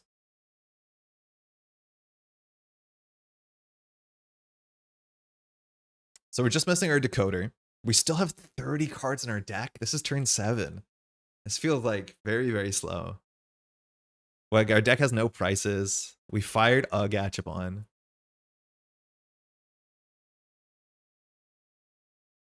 Okay, they had a petty cash. Okay, so it's empty. I haven't played Netrunner in a week, but I got to pick up decks for Boston. So is it this weekend or next weekend? I think it's next weekend, right? Or is it this weekend? Good luck, regardless. I'm glad that people are going. It's going to be like a sick event, it seems. So we can face check this. If it's a code gate, it ends the run. Otherwise, we'll probably put some pressure on. Next weekend. So not next weekend means in next weekend, not the upcoming weekend, right? God, English is so funny. I'm super excited for his tournament since retirement. D, I'm betting it all on you. I just want to be very clear. Like the expectations are very high artificially just from me and probably your peers too. All right, we can face check with his hand. I mean, worst case, we lose the twinning. And it's our last twinning. Actually, if we lose the twinning, it's really bad. It's okay. We have an echelon. I guess we could hit in a teeny or a vampy. We're on threat for a teeny. We can pay. Vampy, 2 damage. Event Horizon, okay. Pretty cheap. This is the same server from last game where this is going to be a Botu. I do think I'm starting to play like I used to, which is nice. I mean, that's what we expect. Took about 3 weeks of grinding. Hell yeah. What have you been playing if you don't want to spoil it? Speaking as the 4th, it's sure we're doing a tournament for holiday weekend. It's a Samak. Okay, cool. So this server is approachable. We'll just pay 3. We have a bunch of cards in our deck that'll make this cheaper. It's a humanoid. Nice. Lacosta. When we're here, we probably should trash this. Our MU is full, so using the Fermenter for 4, it doesn't feel great. But if they don't have this, they can't really win that easily because they need these to win. We could have played Sure Gamble first. We ended up spending a lot on this run. Yeah, that's fine. So I think we just crack this Fermenter, install a second Fermenter. We have a no free lunch as a 3 credit button. That might be a bit better because next turn we're going to be on 4 credits anyways. So I could see us keeping this Fermenter. If they purge next turn, we're pretty happy. But with 2 daily casts, like I don't want to click for 4. We can click for 6 next turn.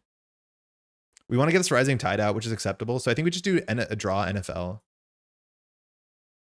And then our Tide goes up 1. Yeah, this seems fine.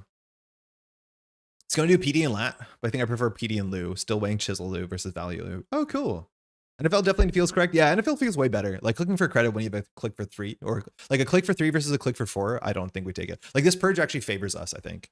Especially if they had no face down card in archives, this purge is a bit more expensive, but yeah, they always discard. Never mind. Okay, so if we run archives now, the purge is not that bad. We definitely need to get our twinning down. We're probably going to play a steel skin first, but there's no card that makes running archives better here. Yeah, there's none. Okay.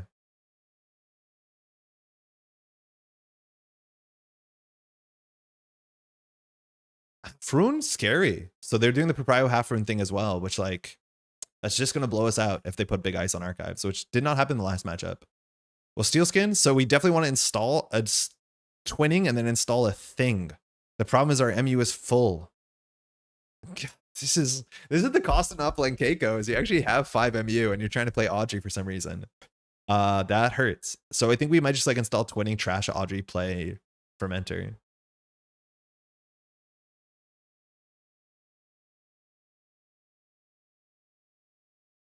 Yeah, I think we have to build counters. It's so important.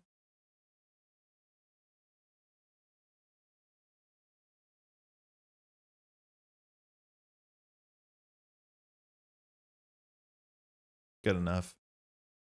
Should you dump strike funds with Audrey before you trash it? Oh yeah, we could, but we're not discarding any cards here. Like playing this or discarding it is equal, but I'd rather head this off of a face check, right? So like I try not to play my strike fund in Jinteki if I can afford it. You're right, you can throw it out, but it's like Kin is playing it, right? That's either a click for 3 or a clickless 2. So it's not a real big difference if you're not playing Mystic. So you could, and it's cute, but you don't really need to. The best case for this is that it's hit by a Fuji, it's hit by a face check. That's the best case, that we don't actually ever play it. Okay, final Spin Doctor. We're gonna get our Jinteki RH credit. This server cost us 4 to run and puts pressure on. We could do a 2-for-1 here, which is pretty nice. So I think we just do Sure Gamble Pinhole and get a 2-for-1. We could get a Gourmand down. Yeah, that's fine. That does a 2-for-1 well. We want to Sure Gamble first, but then we die to Table Bite, so I'm not going to do that. So this contests both the Spin Doctor and the thing. Yeah.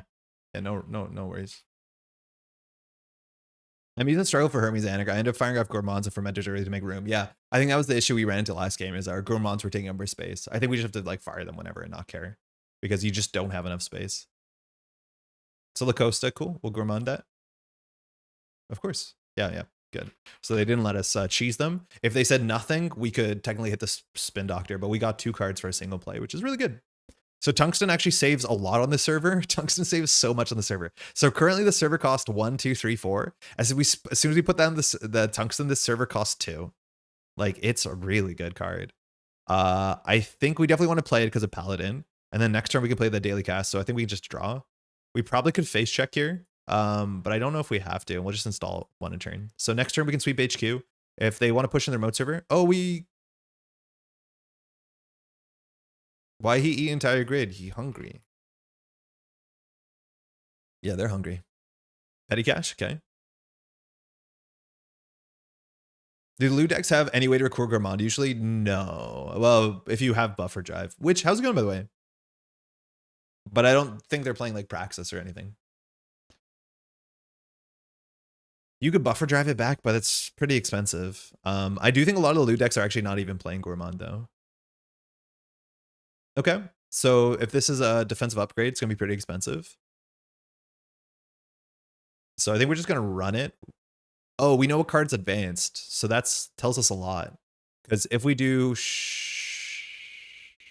Fermenter, Pinhole, run, they can score the agenda. Right? Because we have to run this once, twice, 3 times. I thought list with 1 Simulchip, the one with Chisel. Oh, the Chisel ones probably have Simulchip in it, but I don't know if they're also running Gourmand at that point. They're probably not. So we can force out the Vent Horizon, we can force out Proprio Negation, but we can't force out the agenda. I think if they trade the Vent Horizon to score another 4-2, we're pretty fine. So I think we do Fermenter, Pinhole, run.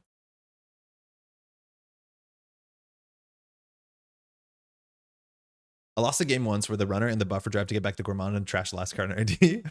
That's sick. So we're thinking it's an Anoetic. It is. That's great. So now we just want to run this a couple times. It's not particularly expensive. We definitely want our Taka down, but the Tungsten Tailor now means we break Event Horizon for 1 credit. Not 2. Because as soon as you do, you spend 1. And now Samaximum we break for 1 credit. The server is surprisingly soft. Now this, in theory, could maybe be, what's her face? Charlotte, which we've seen none of yet. The cool thing if they do Proprio Negation, they throw us on archives and then we turn off their credit maybe next turn because they're on 4 in hand. They haven't played a Hanse yet. They've played 3 petty cash, but their money hasn't been great. Those lists aren't on Gourmand, yeah. Chisel Charm Package takes too many slots, yeah. Just a Proprio, wow. So that's really good for us because now we can either sweep HQ or R&D. I think we're going to just sweep HQ. Yeah, we can just C3 in HQ. We're not going to charge a twinning this turn though. Paladin might get angry at us. I think if that's the case, that's fine because we're transitioned to Taka. Event Horizon, okay, that's Proprio, okay, that's good. She's angry. Tattoo, okay, that could have been on HQ as well. So Paladin leaves. I don't think we want to trash any of these. We're gonna just trash the Paladin. We need to find a Taka now. But yeah, their board state fell apart a fair bit. We win on a single axis now if they play a 3-pointer. That push was really aggressive. I thought they would force the Event Horizon all that out. They didn't. They could have traded the token and the Event Horizon for the next Proprio, which like maybe that's a fair trade, but then they need to find way better ice for this. Hermes can go. We have a second. Oh my God, Hermes was in her hand. Yeah, why did I not throw the Hermes out? And we had the Paladin at 4 credits. Yeah, Trash Hermes was totally correct. Yeah, that's way wrong because now we're not going to get 20 counters. Why did I not do that? Whatever, we're not going to fix it. We're doing all right. But yeah, 100% it was the right to throw out the Hermes there. We're going to get hurt for that. Ideally, we draw into our Taka. Yeah, because this would be a 4. We install the Hermes, we get a counter. We just waste a click. But we threw out 4 credits. No, we only have a Buzzsaw to install, but there's 2 Buzzsaws in 19, so a Paladin at 4 is like totally fine. Yeah, that's pretty bad actually. All right. Okay, Gachapon will definitely find the rest of our deck. We want to find a Taka and a Buzzsaw. We've seen Event Horizon and the other thing. Not much more we have to do here really. They might purge the Fermenter, but we're happy with it. So if they're going to purge us, the only thing we can do is check archives. If it's a virus, that saves them a whole turn. So like, but I think we just do Gachapon for gamble. Yeah, man, keeping the Paladin would have been so good here. Because we can Gachapon down the Buzzsaw for free as well. And then Fire Twinning on their turn. It's fun. Hey, let's go. Hey, let's go.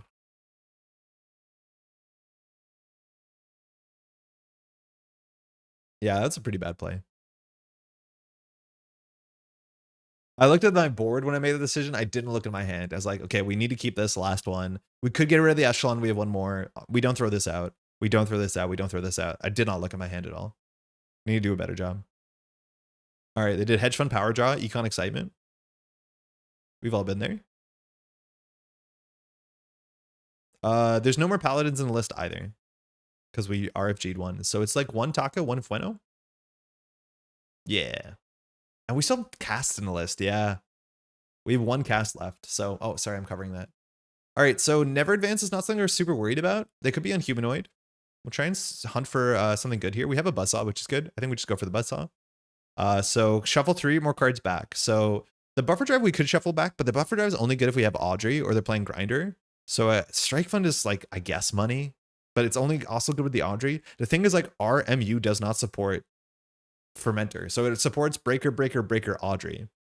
And then you can break 1 ice a turn cycle with Strike Fund. Like, I don't even know if our late game supports that. So if that's the case, I don't think we put the Audrey back. I don't think we put Buffer Drive back. We just put like these cards. The Strike Funds are like a click for 3. The second Gachapon could get us a Taka, so we'll go for it. I think this one's Fencer. Okay. Fencer's fine. So we won't shuffle the Buzzsaw back. We won't shuffle the Badge back because we don't have that many cards. So we'll do Steel, Strike, and Gourmand. Gourmand actually might have been better there because it's more likely to do something than this Fencer. I don't think Audrey's part of the long-term plan of the matchup. Yeah, it definitely is not. We can't really rely on it. So it'd be silly not to take a Fermenter for 10. So I'm going to say action and see if they purge. As soon as they purge, we're allowed to check archives. The only other card that will help us like face check into stuff is our dragon. All right, we're at 20. Again, checking this is cheap, so we can do it. We have Fencer Fueno. We want to use Fencer Fueno to charge the twinning, but this cost us, what is it? 2 credits? Hosting my first GNK tomorrow, Melbourne. Pretty nervous, but good crew coming. You're going to have a great crew. Have fun. It's really, really stressful, but like, there's definitely going to be people around you. Ask for help if you need to. If you have any questions, just ask. I think you're going to have a great time. Organizers are like such a huge part of this community. So it's also really satisfying. So I think you're going to have a good time. So don't sweat it. I guess there's the Buffer Strike Loop. Yeah, the one thing we can do is once we will run out of economy. So like setting up the Audrey Buffer Strike Loop is technically a doable thing. I'm hoping we win sooner than that, but like I could be wrong about that.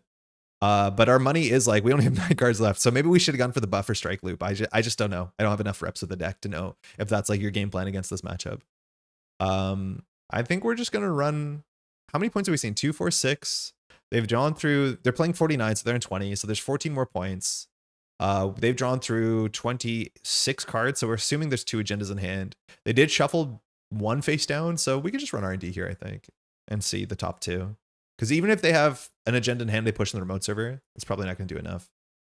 Tattoo Bull, okay. Well, we've already used Tungsten on this, so we don't make our credit back, but we'll pay 1 to C2.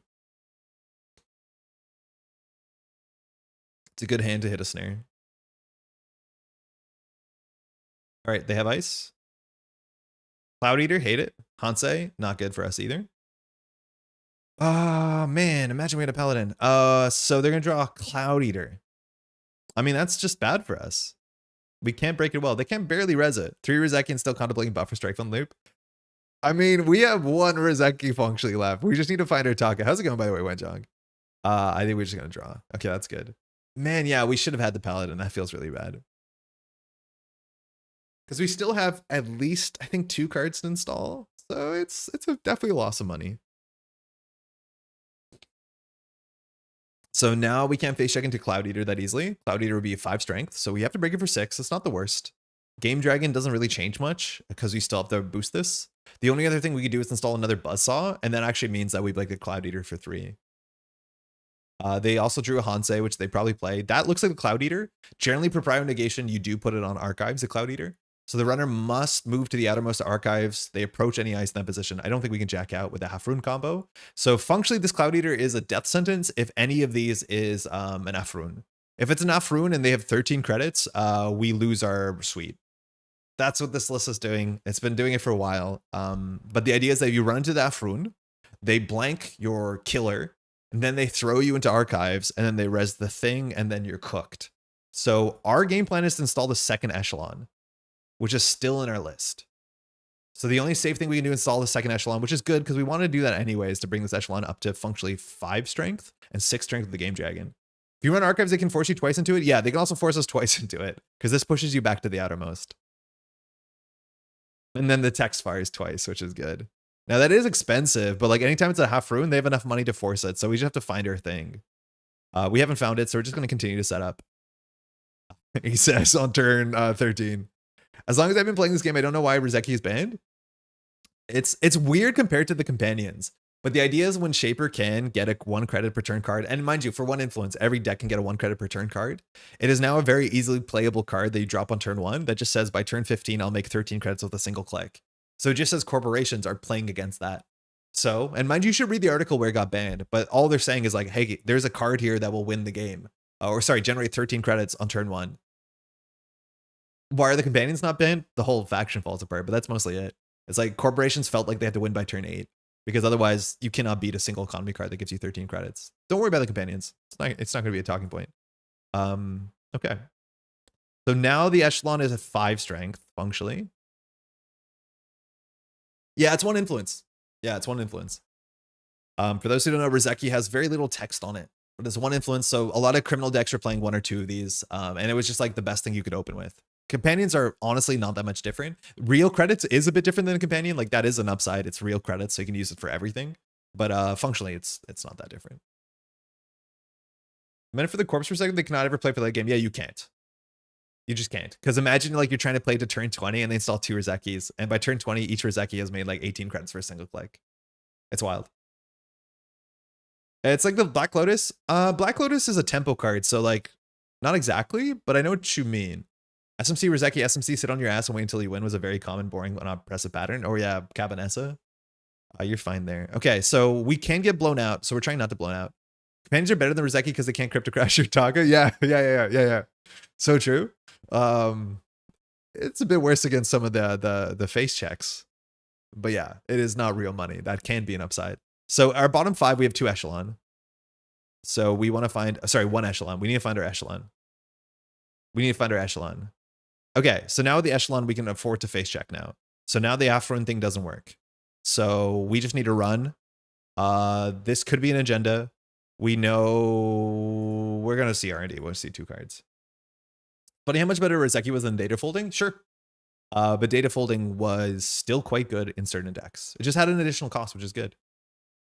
Tattoo Bola, we break for free.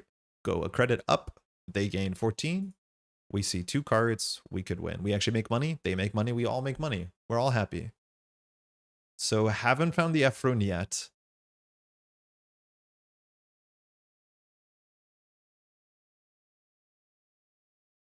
Mav, fine. It's not a good draw for them. So we're not highly incentivized to trash this, but if we trash this, we draw a card with Loup and gain a credit. I mean, I don't know if we need to do that. I'm happy with them drawing him a virus. Empiricist, okay. Rozeki can't even charge twinning? Yeah, it's a lot worse. It can't charge twinning. That's a good point. It also leads to miserable games where the corp hasn't lost yet, but they also know their position will never get better. Yeah.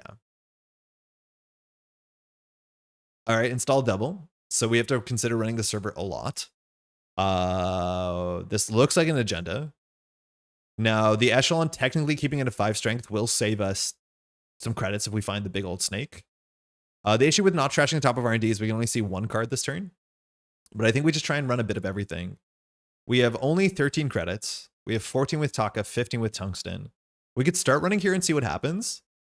Functionally, their code gates are 1 strength less. I mean, we could run here. If they res a snake, they're kind of in a bad spot. That's a good 90. This is strong 90s. This is the Fortnite stuff. Daruma's been training. But like this probably has a Vent Horizon. It might have another F Rune, which makes us bounce.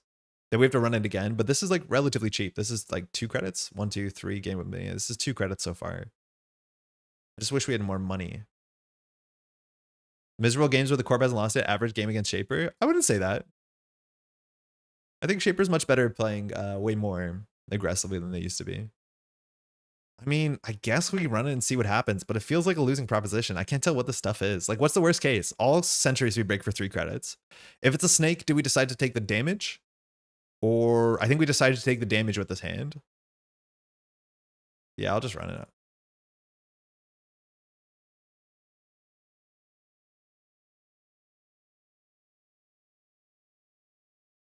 We have to run the server 3 times, which like doesn't feel good. And the worst part about this is like the Fractor. The Fractor feels so bad. Atini would be bad. Atini is okay. We just pay 6. We just take 3 net damage if it's an Atini, I think. Okay, it's not. You have to res the ice here for the server to be taxing. I mean, Botu sucks. Like, Botu. God, Rising Tide and Anarch just feels so bad. If we had Cleaver, oh my god, yes. So if we break the Botu, they just trade the Proprietor Negation for it.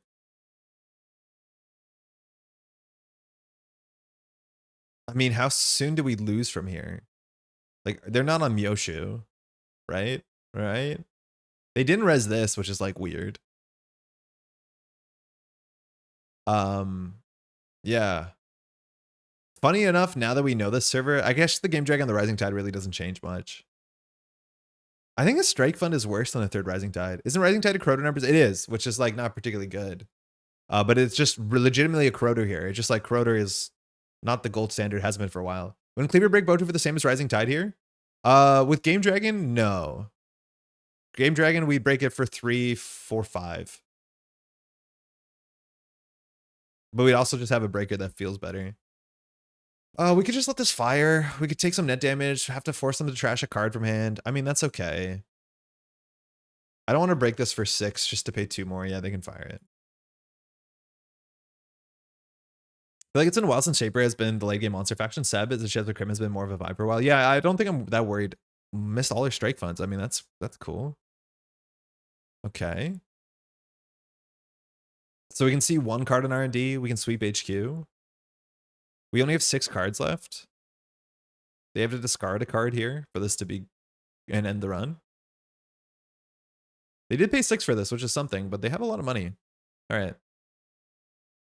So we just need to make runs because we need a boost. We want to trash something. We should be running HQ probably because we need to trash something with Fueno.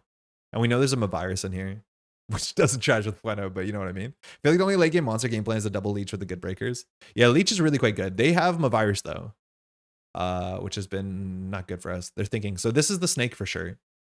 We want them to res the snake. And then we just take 3 net damage and we make money off of it. Like we'll actually break snake for credit positive. Essa Begamut feels like an endgame monster. Oh, Essa, yeah. Begamut is like the sort of design where your ice doesn't matter unless they have, you know, a Pharos or something. But yeah, the ice just stops mattering. At least the barriers do. All right, so they didn't res the snake. There's a Mavirus in here. That's fine. So that was... I think we know the humanoid was thrown out. We can't tell which card was thrown out, so maybe the Mavirus is thrown out. That would make sense. So on top of the deck, there is a guy. So I think we can just run HQ and boost. just to be able to see another card next turn. Can't imagine there's a res here that's annoying for us besides another Botu. A teeny. Oh, a teeny is annoying. That's fine. Okay, so as long as they don't have 10 credits, we're just going to try and put this on the buzzsaw and break this for 2 instead. All right, so we charge a twinning. We're not going to use the twinning. They could throw us on archives if they want to. We'd be really happy if they did, because they can't res the snake.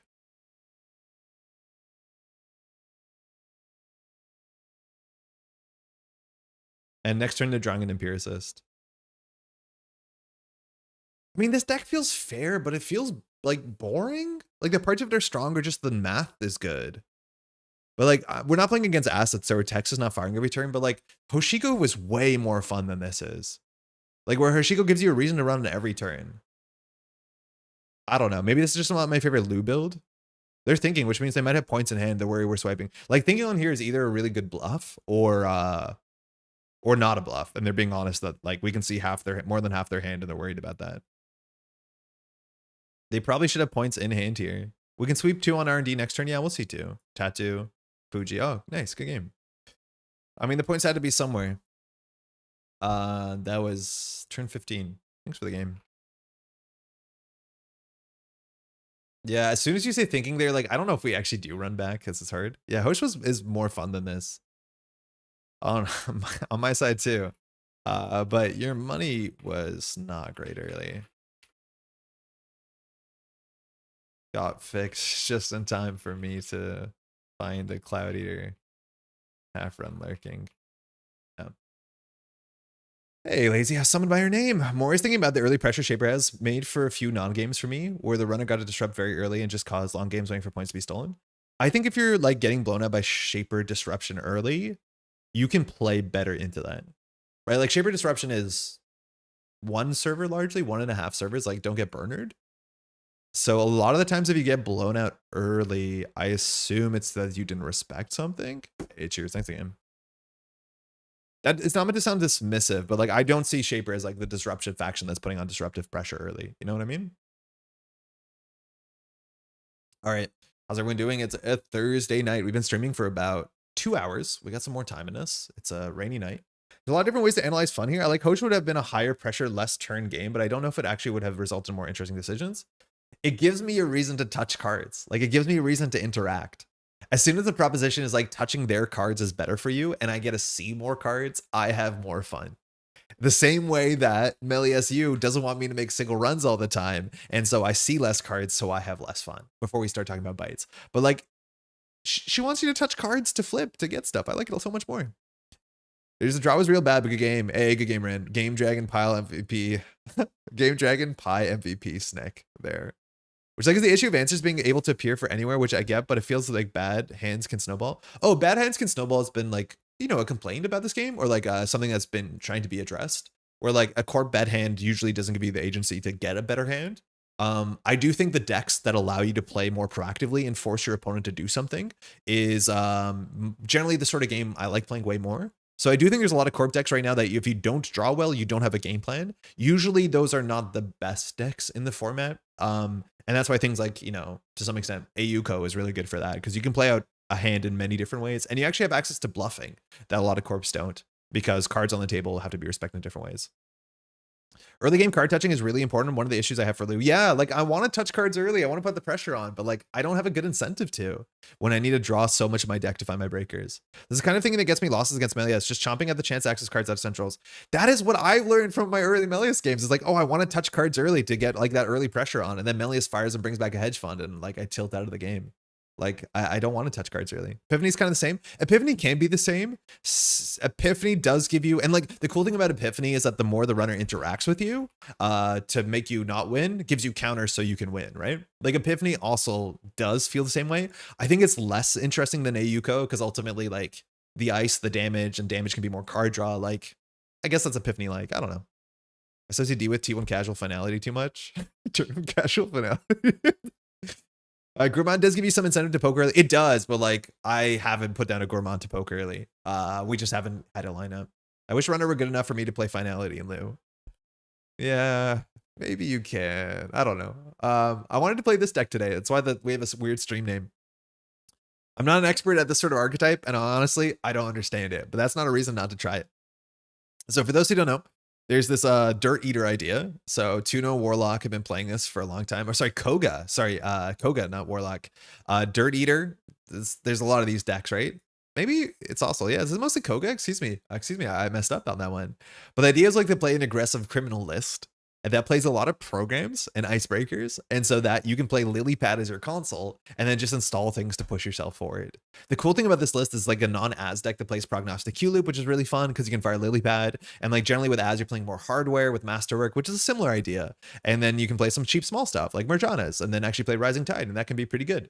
So I don't understand this. I think people thought really highly of this deck, and I think it did okay at places, but I was never understood. Like, no one could tell me a succinct sentence of why this was an archetype that was better than like the equivalent, you know, good stuff criminal at the time. If someone in chat can let me know, that'd be fantastic. But it seemed really fun and interesting. The idea that you're playing spec work and Zaya is like so bizarre because criminal doesn't have programs this interacts with. So it's the idea is like install Merjana, get a card draw, sell the Merjana. I have no idea. It was just like so refreshing because it's a weird play style. The name like actually is like pretty easy to remember, it turns out. This is Want to Be Free, which dropped in April. I don't remember this, but it's running a read write share, which is kind of sick, in a Vic deck. So the idea of like you can do the read write share and filter your hand and then spec work. I think that's cool. I want to play read write share and combo Essa just for a setup because I think that's probably something you can do there. And can't you give it a good reason? It just was eat dirt, have fun. Yeah, it seemed fun. Like you have a lot of cards that move, and that's great. And then recently, this was posted by King Solomon, who's been playing some cool criminal stuff for a long time in the UK. And the idea is that we're a Vic deck, which not my favorite ID. The text usually doesn't matter. It's just the subtype that matters, digital. And again, this deck has the 3 tag cards that a lot of Vic decks play and nothing else. So that's okay. Your matchup might matter. I guess it does have borrowed goods, so that can fire your text, I guess. And then we have Prognostic Q-Loop, and all that stuff seems like good fun. We're not actually running our console to be the one that draws cards. We're running Hermes instead, which like it's a good card. You can't complain about it. We're still doing the 3 Marjana. We're not playing spec work anymore. We have a single simul chip. So there's a bunch of like really weird stuff in this. And of course, we want to be running with Prognostic Q-Loop. And I haven't tried this in AS, but Prognostic Q-Loop works really well with DreamNET, because you have that filter draw. You can see if you want to draw the card, you can see the first card whether you want to install it, or the second card if you want to install it. All that stuff works out really quite well. The issue with these sort of decks is that when you're doing prognostic into like anything that draws at instant speed, like Zenith or Paragon back in the day, is like class act gets a bit clumsy, because as soon as you fire a class act, you're kind of in a bad spot. Nanico alerted me to another one of those giant flying bugs in the house that has been obliterated. Hey, Maddie. It was like 2 nights ago. Our cat was like kind of going wild at night. We couldn't figure out what. And then we found this like huge bug just like destroyed on the floor. And it was like, okay, she's been pretty busy. Dirt Eater was the first deck I ever net decked. I'm still feeling the effects to this day. What does that mean, Wade? What does that mean? There's been lingering effects. Was it a crane fly? I don't know what a crane fly is. Anyways, I want to try this. This looks really quite fun. Our breaker suite has Buzzsaw. Every time I play Buzzsaw in Criminal, I don't like it because it's very expensive to get down, and it's in your opening hand, and it costs 4, and you're playing against net damage, and if you lose, it's a problem. At least here we have Simul Chip, so part of that's alleviated, as much as we don't have Paladin Puemo. We have no other decoder, so if this goes, like, that's it. But again, we have Simul Chip, but that's okay. I also, every time I play Buzzsaw on a prognostic list, I want to play Game Dragon or Tungsten, but we just have a Buzzsaw. So the higher strength code gates, at least Leech works with them. And we have a single Physarum, which is kind of cheeky.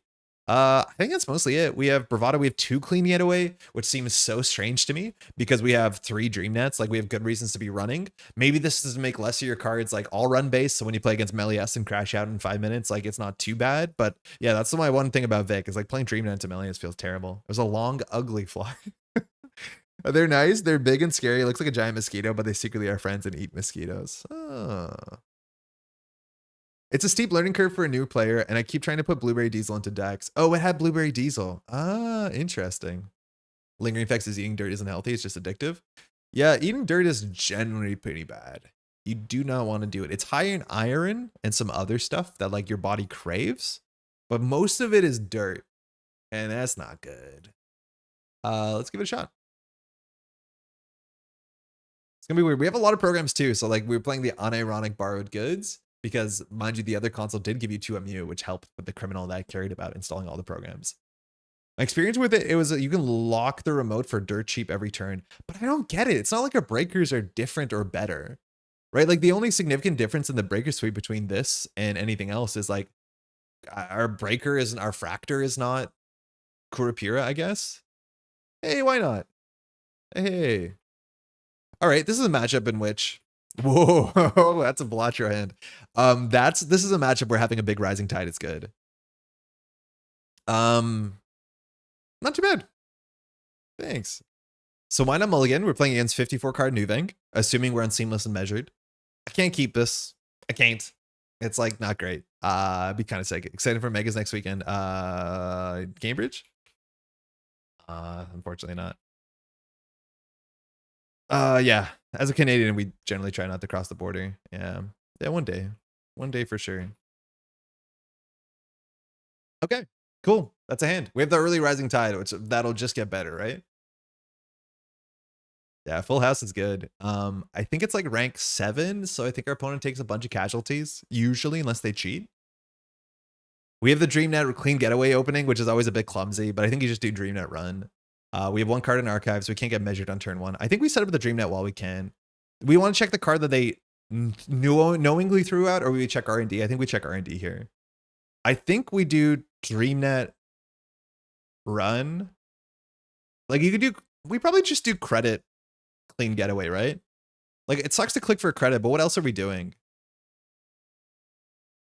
What else are we doing? I guess we'll have the clean getaway next turn now. This is fine.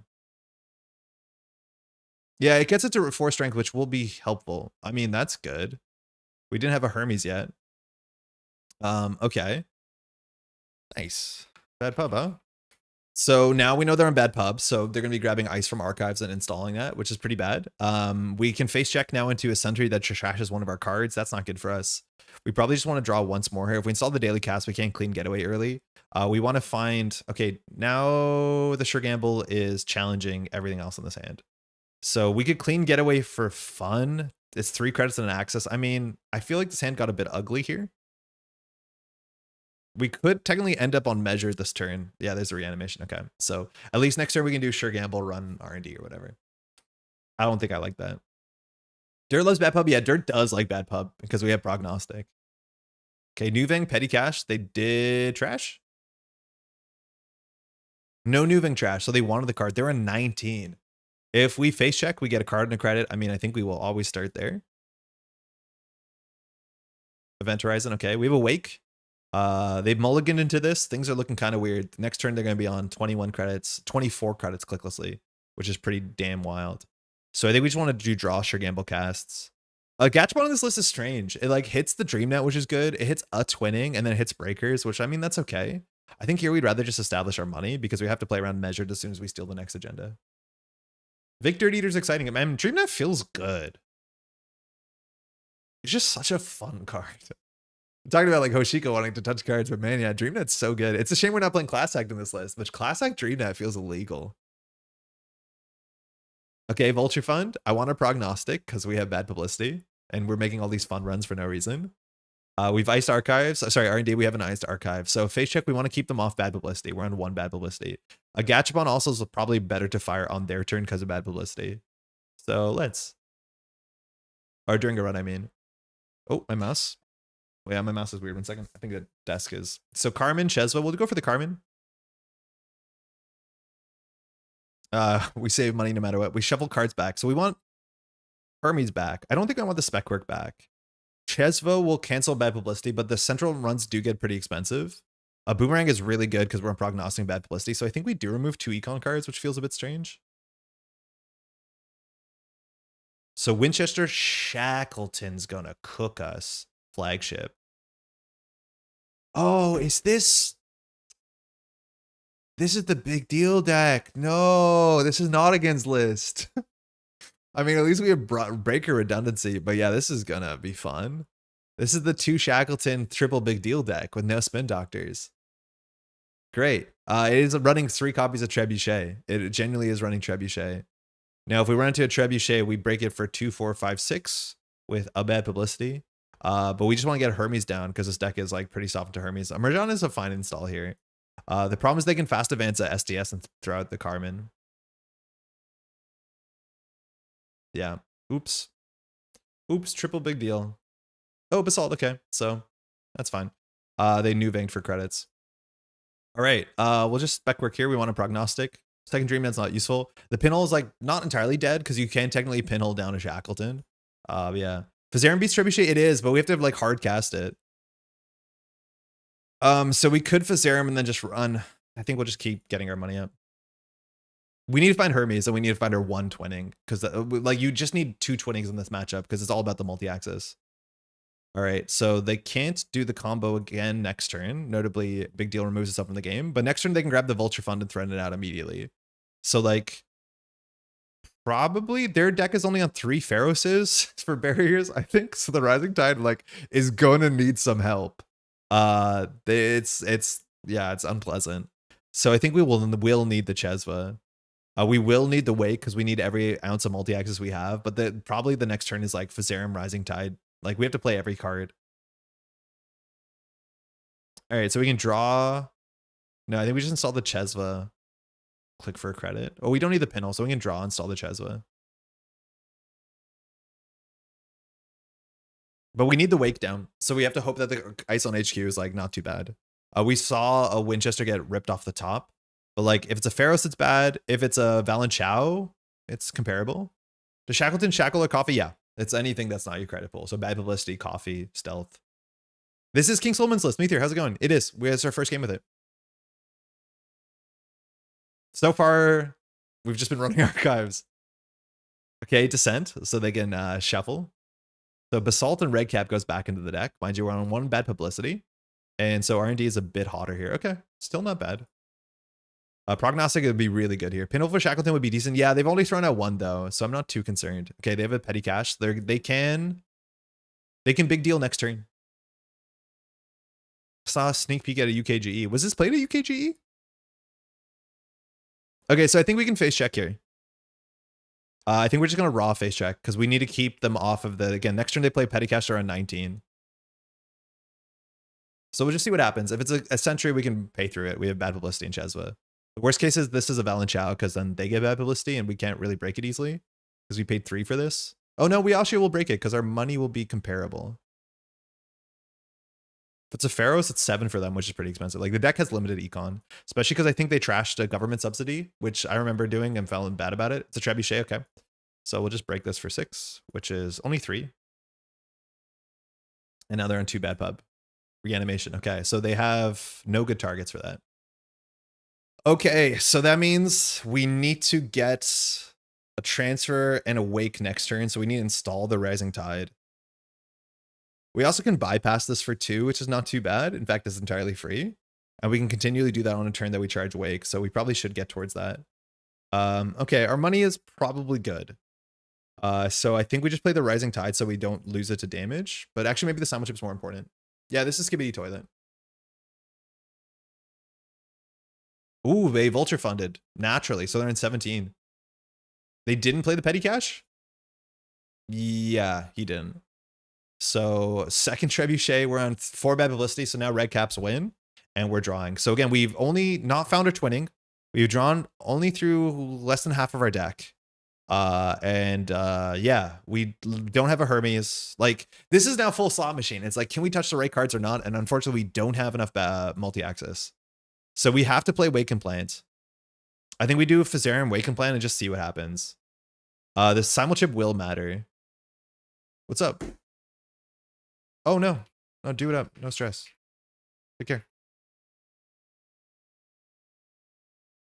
Hopefully everything's okay. That was one of our outs, like. I mean, I guess that's one of our outs. But things get pretty sketchy from this point onward. I think our play here is like likely that we do Fazarum on one of them, and then we do Wake and Plant. Hope it doesn't hit the hope it hits the daily casts. It doesn't hit the transfer. That's fine. And then we can run HQ for relatively cheaply, and we just run HQ twice. Draw a card. The card that we draw would be Hermes, which is okay. But we basically need to find her twinning, which is 4 cards down. So like maybe we're okay. The issue is like in theory that he can win in 2 turns, right? Like he has to have all of it, but Petty Cash puts him on 19 credits. He can big deal out, and then we lose to any top deck red cap. And you can clicklessly filter your deck with the Basalt as well. So like I don't know. This I find such frustrating Netrunner. Okay. I don't think I saw the dirt part happen though. Where's the dirt part? It just felt like we played a slightly weird criminal list. I guess if we didn't fight, if we fought a prognostic, we'd be so happy because we had bad publicity. We're running archives for no reason, besides our DreamNET. Barrett the slot machine. I mean, people love pulling the slot machine, right? One squiggly boy versus giant trebuchet. Man, I don't play enough Azarim, and then I have like the crochet Azarims on the shelf outside. Hey, Duckland, we're gonna play Ayuko or Melias? Melias, okay. Again, this matchup where you want a fun run, don't love it. Thanks you too, right? Like clean gateway archives, it's pretty bad. I think we're gonna mulligan this hand. Borrow goods, Carmen early. I'd rather have revolver. The transfer probably is gonna connect unless like she really doesn't respect it for some reason. I don't know. That seems better. You did RFG part of the dirtying plan? What did I RFG? I don't even remember. Archives? I mean, I guess that's how you play around Eru, right? You could just run clean gateway R&D and say like, okay, what are you gonna do? Give us a bite? Says guy who gets bited. We could also like bravado HQ. Worst case scenario. Funny enough, like running archives is kind of painful for her. Did she keep? She kept this hand. I'm just doing it. I don't care. Do we say Never's Lion's Bane? I mean, it's probably something that they she can res. Even if it's a tattoo bull, it feels pretty bad. Okay, never mind. It was on our... Fuck off. Did we lose anything good? Chesva, clean gateway, Gachapon. Sick. All right, last time we played against Duckland, she hit us with the same bite 3 times. Sick. If that was a transfer, we would have been good. She's playing Unleash, so we have to clear the tag. And she's playing Measure too.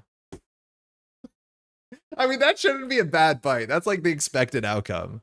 But like now, anytime we run wrong and she gets a bite back, like it feels bad. Now you transfer for sure. Yeah, I think we do transfer for sure. Yeah, we do transfer for sure. I'll draw once. Because she didn't res us on 6. It's a bola. She actually let us bravado into the bite. I mean, are we meant to see that coming? Oh, I didn't Vic. Hey, real quick. I didn't Vic. I cleared the tag like a normal runner. Do you mind if I get a free card and credit? Yeah, you're right. Our text doesn't matter. Yeah, thanks. All right. So anyways, this is going to fire. It's fine. So we'll just do a draw and a credit. Yeah, we're Vic. We could run archives to deny her credit, but if we mess it up, she gets a bite back and we're going to just get so upset. Draws boomerang. Yeah. Okay, it was an R&D. Sick. We could set up a daily casts. I mean, that's fine. We have liquidity, so this is a 5 credit play. I just don't know if we need a 5 credit play here. I think we just need cards. Ansei, she's on 10. Okay. All right, Carmen's good. The problem is like making successful run is like kind of hard. So I think we don't run this turn. Marjana into Tattoo Bull is like not awful, honestly, especially for how cheap it is. So we could do a clean gateway Marjana. She's going to be on a lot of money though. And then we can get the Carmen down. Okay, it's fine. Running archives denied credit. What is this, RH? I mean, I'll do it because she was on low credits. So I guess the fact that she could do credit Hansei, maybe it wasn't worth it. If she was on 2, it's definitely worth it because it's very hard for her to end up on high credits. But on 3, maybe that's exactly the breakpoint where you don't. I mean, the dirt has arrived, but like I shouldn't do this because we're going to hit another bite and the whole game is going to be over. So like, okay, this seems expensive for 2, but we installed this for 0. Like, that's pretty good. No, she hasn't, damn it. Okay. Don't hit the Carmen. Okay, she hit the Carmen. It was on R&D again. So our deck has 1 revolver. We have, this is not our list. This is the list. We have one revolver and one simul chip, so things are bad.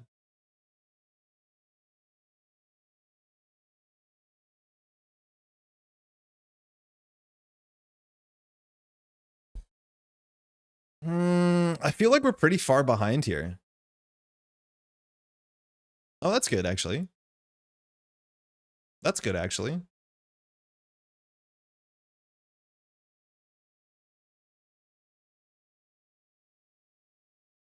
So code gates are bad. She's on Unleash, so she's definitely on agendas that can give us a tag. So this is not unlikely to be advance, give a tag, Unleash to like trash something. So we have every breaker besides our decoder. I think Marjana and Linesman would be friends. Yeah, they would be friends. You're right. They probably should have like a unique voice line in JNet. We should have more unique voice lines in JNet. I think we can just run this. The question is, do we want to like hard call a Fazarum? I'm very bad at this sort of thing. Yeah, we challenge this, but do you hard call a Fazarum? This could be defensive, but like she can fire Anoetic once. I could see us hard calling a Fazarum. I think you just tank it. It has to be a code gate, which probably won't end the run. Yeah, I think we do just tank it. Losing the Rising Tide would be the worst part. Like maybe we overinstall the Marjana with the Rising Tide. Because losing this means we're in a really bad spot. I'm just going to do this. We spent 1 for this, but now we break Tattoo Bola for 1 credit cheaper.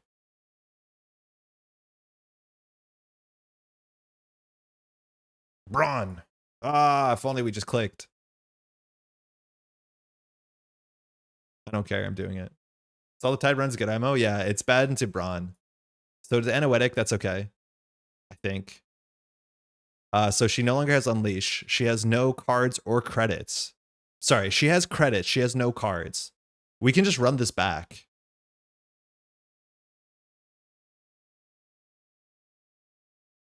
I'm gonna do it. I don't care. Easy come, easy go. Yeah, it's a Sisyphus. Thank God. Thank God. I would have thrown myself into the sun if a Sisyphus went through. Ah, yeah. This game brings out the best in me, I'm pretty sure. Fazarum transfer is a thing. Our money is gone. We played a lot of money cards. We played 3 sure gambles. I don't understand why this is Dirt Eater. This is not, it's just, it's normal criminal. Have we just not drawn the spice yet?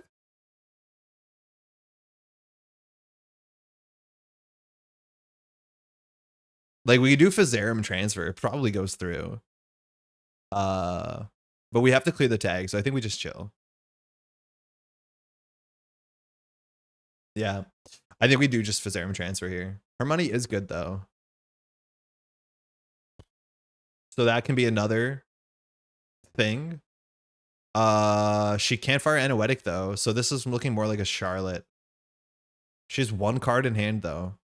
I have no idea where Melies goes. And like the problem is if we run HQ here and it's Melies, it's 50-50 for a bite. And like I cannot emotionally take the same bite twice. She's on functionally 14 credits if we think this is a Charlotte. This looks way more like a Charlotte. Because like we could probably just run this. We could click the brand. I mean, we could. She's gonna run the res this. Clicking the brand's not terrible. Yeah, I'm okay. I'll click the Brawn to contest the Charlotte La Costa. I mean, this can't be expensive, right?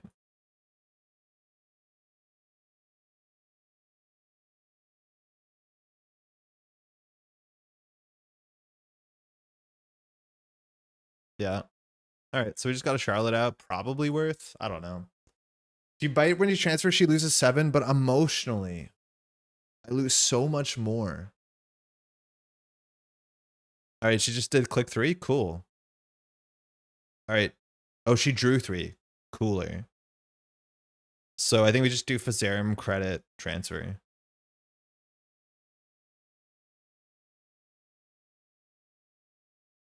It's a Lions main. Okay. So there's no friends here. It's pay 3 or pay 2. We'll pay 3. It's a HQ. We're free. We're free. Oh. What does she add? Did she not add? Oh, she added a predictive back. That's cool into a transfer. That's really cool. Oh, man. The no res into bite turn 1. Turn 1 was pretty good. How is this Dirt Eater? I don't get it. Why is this its own archetype? Is the own archetype we're playing Rising Tide? Like, no part of this felt that different. I wanted it to feel different. I wanted to feel something.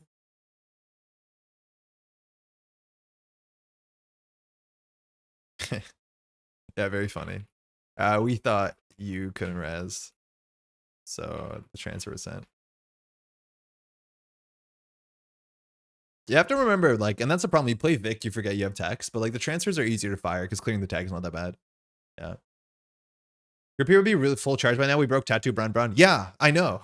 It would have been more expensive to come down. Well, that being said, it would cost, like, we spent 2 clicks and 1 credit as opposed to 3 clicks and 1 credit, 3 credits and 1 click. And we broke Brown once. We broke Tattoo Brown. Yeah, but the third Brown, we clicked through it. Oh, no, we broke Brown twice. Yeah, you're right. We would have, yeah. Yeah, I don't know. I don't get it. Q-Loop is like 80% of my enjoyment for the deck comes from. Yeah, I'm imagining Q-Loop would be 80% where my enjoyment comes from, but like we had to draw another 10 cards to get there. Like this deck has not a lot of card draw. It doesn't have a lot of card draw because it's not playing, you know, what's her face? It's not playing Nuka. So if you don't get your DreamNET down and fire it every turn, the deck has literally 0 card draw. It has no Classic, it has no Nuka. So you're hoping that you find your Prognostic and you're hoping you find your DreamNET and you have an open DreamNET alley. But imagine like she iced up everything and then we have DreamNET. It's like, what card draw do we have in the deck? Oh no, we also have, what's it called? We have, that's not true. We have Spec Work as well, but I mean, you haven't drawn your ID yet? Yeah, sure. But like, that can't be healthy. That's why you're deprived of draw. I mean, I don't think in the matchup we would have installed our ID because we can't run enough consistently for it to be good. Like she went horizontal enough. Like she iced up all centrals. But like having 3 cards in your deck that if you draw into it, you have a game plan seems really, yeah, it seems weird.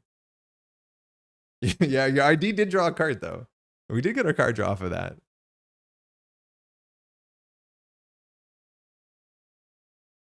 Yeah. But it's like, if you take this, oh, we have 2 spec works and like, you know, just play more Nuka. We also only have 1 twinning and 1 like, I feel like in the modern meta, one of the issues you have is you have to present your multi-axis relatively quickly, right? Like there's games that are only 4 to 7 turns. So having the only like disruption or multi-axis attached to either the twinning or Wake Implant, like, I don't know. I feel like you need 2 twinnings plus Wake Implant. Seems hard. Oh, excuse me. Op. Okay. 54 card op. I don't know what that means for us. If it's not too different from OG Dirt, where you couldn't draw cards unless you drew Lily Pad. Yeah, that might be the truth too. But I didn't play a lot of it, so I don't actually know.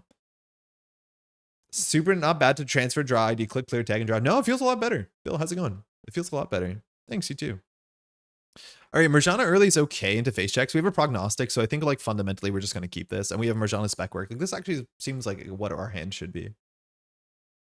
Remember, you can always click Vic to play a credit to draw a card, even if you're not tagged, and experience the Hoshiko. Like, this is the closest we have to Hoshiko. It's nice.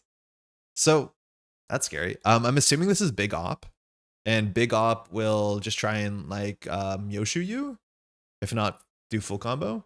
Yeah, I can't tell what 54 is. This is not a very common opening.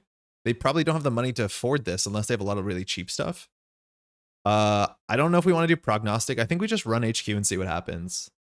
They kept, because if they res this, they probably can't keep us out. Yeah, at least, yeah, no Regolith is good. Okay.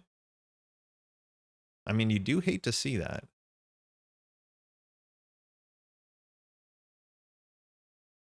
We no longer have a Fractor. How do you play this card? It's so expensive. It's 2 clicks and a credit and a card draw. I mean, we obviously don't need it now, so we shouldn't. We'll just play the Prognostic and chill. I mean, I didn't want to trash a card from HQ there, but Zato is a card that you probably have to trash as a criminal. Yeah, I think this is like Baserton's list, right?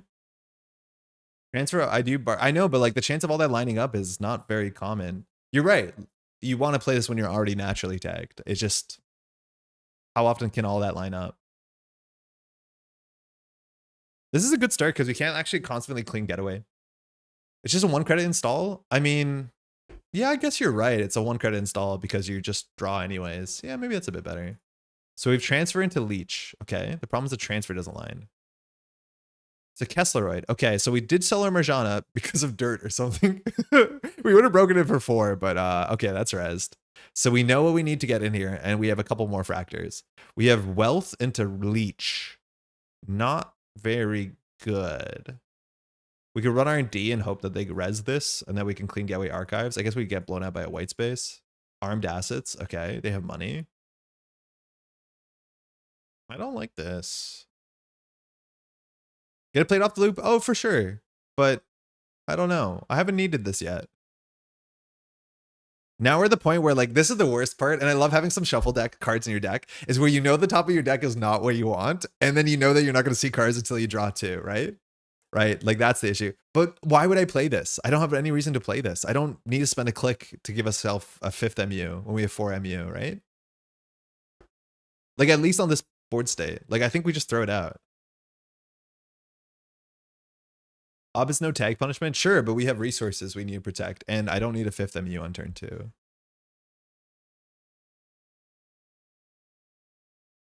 Okay, if they res this, we can maybe clean Gateway Centrals. So we'll draw so we can break lock. Top of the deck is Hermes DreamNET. I mean, that's a good start. We want this to be rezzed. Okay, that sucks because they get money.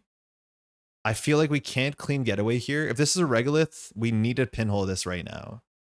We have Hermes off the top. We can, if they do triple advance, we can respond to it, which is like so cool to get a prognostic off the top deck.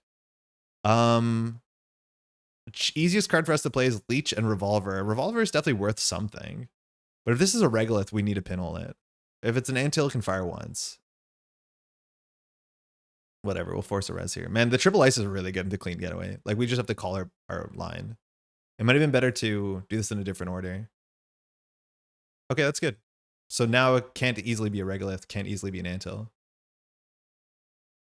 We have a Hermes off the top we can install for 3 credits. They just click and they don't res this. So this looks like an Antil or a Zato or a Yaklov or something like that. So again, top of the deck is a Hermes and DreamNet, and we have no breakers for any of the ice in front of us because we trashed one of ours. Hermes and DreamNet. Oh God. Don't want to draw these cards. The Hermes is getting worse. The DreamNet's the next card. We just need to find breakers and discard some of this, so I guess we do. Okay, we can run archives, I guess, to see the future. Boomerang, sure gamble. Okay, now we're gaming. Now we're gaming. This is the sort of game where I hate Vic. Yeah, me too. It's like no text. You draw bad. Okay, because we have a Boomerang for 3 credits off the top. Followed by a gamble. Not a great matchup for the DreamNet Leech deck. Not a... Oh, that's great for us. Oh, that's good for them too. But we can deal with that. So we lost our Leech, but they have no money, and we can pinhole this. Wait, this is really good for us. So they threw out an F rune, but we just pinholed the Humanoid, and they got nothing. Huge.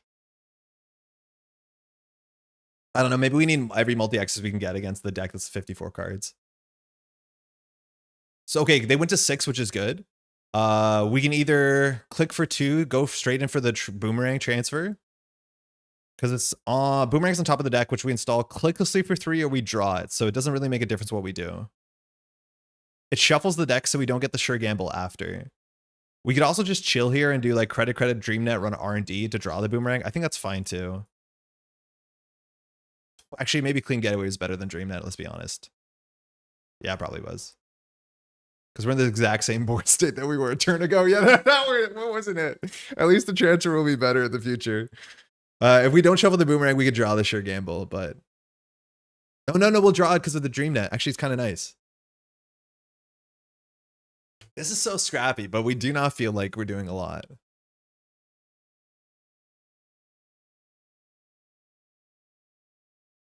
Very, very weird.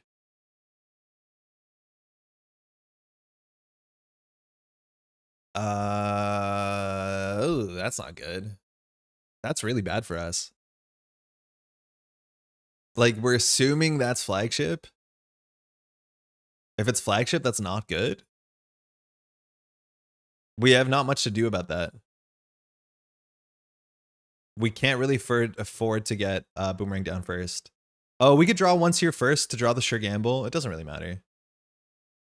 Carmen, okay. Yeah, Cled, that's what we're doing. KPI off the top, okay. So if they score an agenda here, we want the Hermes. That's fine. The top of the deck is a Carmen, which we could install for 3 with Prognostic. And we don't really want breakers here. So at least if they score out, we can do something. But we could Boomerang run the remote. If this is a Zato, it's not that bad. Oh, it's a virus. Okay. So they could have done something, but it looks like they are going to score out, so we can bounce one of these. If they score out, they can't get too much good, though, because they won't have a lot of money. Oh, they threw a slash and burn, so we can just run the Stavka. Are they slash and chilling? Oh, Hollowman. Oh, wow. Whoa, whoa, what a play. Oh, they're just rezzing it so we don't get... Oh, we're taking 2 damage. Don't hit the transfer, the boomerang. Don't hit the boomerang or the transfer. So it's an Uzief. We lost the boomerang. Okay. Wow. What happened? That's so bad for us. We're playing 2 Marjana Rising Tide into this. That was such a cool play. Now we can just run archives and steal. Oh, no, we can't, right? Because I'm Askrovka. But this sucks. This genuinely feels terrible. Yeah, they just destroyed us. They can never advance next turn on top of the Hollowman. We know the top of the deck and we have no way to shuffle. But the top of the deck is Carmen. So I guess we're just drawing for a bit. Okay, that's good. Yeah, they score with the armed asset in the middle of it and then res Hollowman for fun. So we can install the Rising Tide. If they fast advance another Uzief, like that's the worst case. They're a 54 card deck though, so they shouldn't be able to do anything super consistently. So we're just going to say they're not going to Uzief us. If they Uzief the Rising Tide, it's like emotionally devastating. Play gamble, yeah. And then we're just going to do Rising Tide. Don't score an Uzief. That's bad too. That's also bad for us because they can now fire Tucana one more time.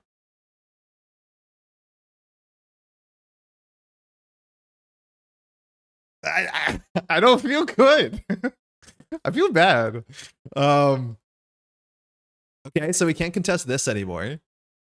We can still do Rising Tide. We can run archives. There's nothing to bounce though, unfortunately, with the slash and burn. But we probably should take it sooner than later. So I think we'll just do that. It's Boomerang Marjana. That's not bad.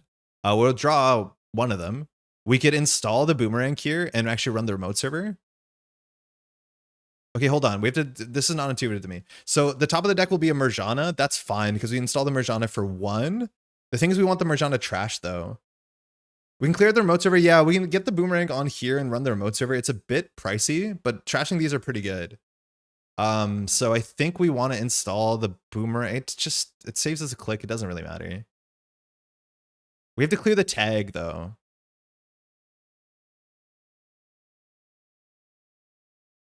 Yeah, I need to fire this text first.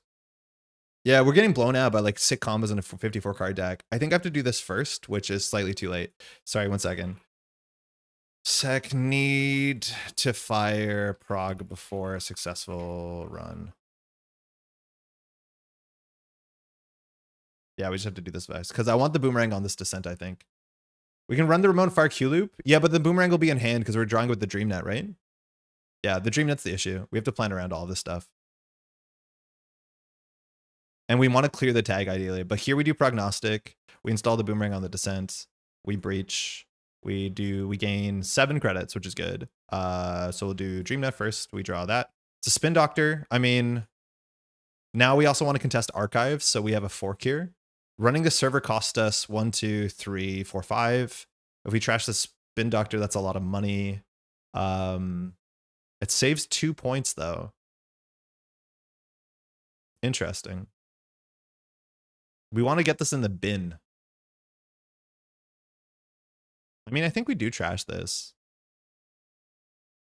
Now I don't think we deal with this. I don't think this matters. But we put the boomerang on here, so now they can just bounce this to hand, which is terrible. So I think we're priced into this. Oh, I guess we should draw first. Sorry. I think we should draw first because we could draw a Bravado here. Maybe that matters, or Clean Getaway. Oh, useless. Okay.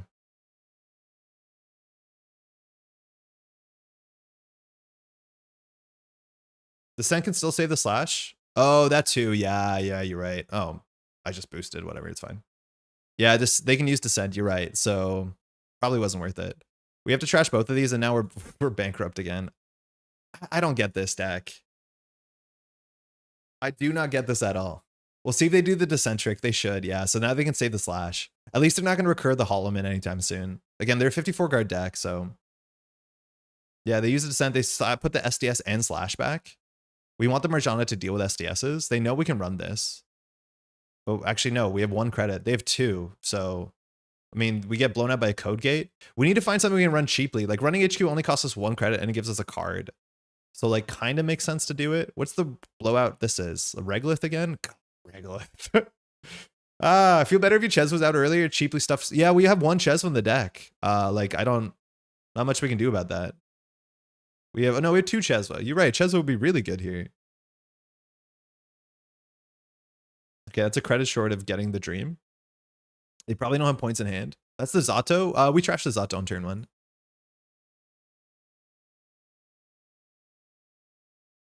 We kind of want to run because it allows us to see the top, but it's not like we're doing anything with the top. But the top is why we need Chesva too. So I think we can just do like install Marjana. But then we need to trash the Marjana. I think we just do throw out the Marjana. I think we should do draw. I mean, we kind of want the Marjana because we know they're playing SDSs. But also we want the Marjana in the bin.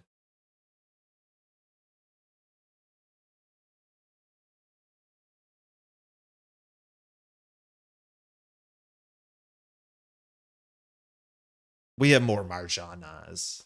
We're going to draw a spec. We're going to feel so bad. It's a humanoid. I mean, that's pretty bad. Free Spin Doctor. We do not feel like we're playing against a 54 card deck. Mind you, they have 25 cards left in the deck. It's turn 10. We have 24, but they had 10 more cards in their deck than we did.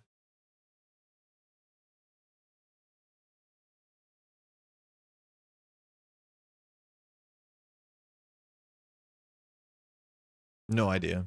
KPI? Let's see if we get a 3rd ice. They don't have a lot of money, but like they're 1 empty Regolith between that not being a problem. 6 credits, 3 ice. We break this one cheaply. Okay. We have no multi-access. We had a wake. We threw it out. Second Spin Doctor, multi-track drifting. They shuffled a Holloman only, which is terrifying. And then that's that. Okay. All right. Hey, Micus. Excuse me. Nikis. Hey, Andre, am I correct in understanding that all FFG products are no longer in standard rotation? That's correct. That happened last year, so it's been like that for a while. So there are no FFG cards. Technically, there are like 5 FFG cards that are like straight reprinted. So like Sure Gamble, Hedge Fund, Daily Cast, stuff like that. But there's no like FFG product that you need to play in standard yet. I feel like we should chase the spin. Yeah, they're on Slash and Burn, so we kind of want to. Minimum, we get a DreamNET. Obviously, we can't Clean Getaway it. But the problem is like the only ways that we can make successful runs is Clean Getaway Centrals, which costs us 5 to get it back.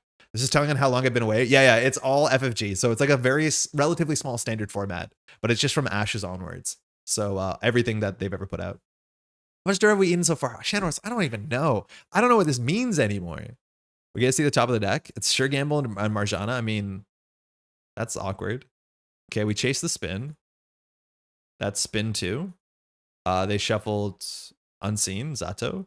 So if we do credit, we can do 1 Clean Getaway. And then the top of the deck will be a Marjana, which is worth, I think, prognosting. So the question is, what server do we run? They could have fixed HQ, but I can't tell how they're playing. Yeah, HQ could trigger Hermes, but like, I mean, it's better than running R&D for a single, that's for sure.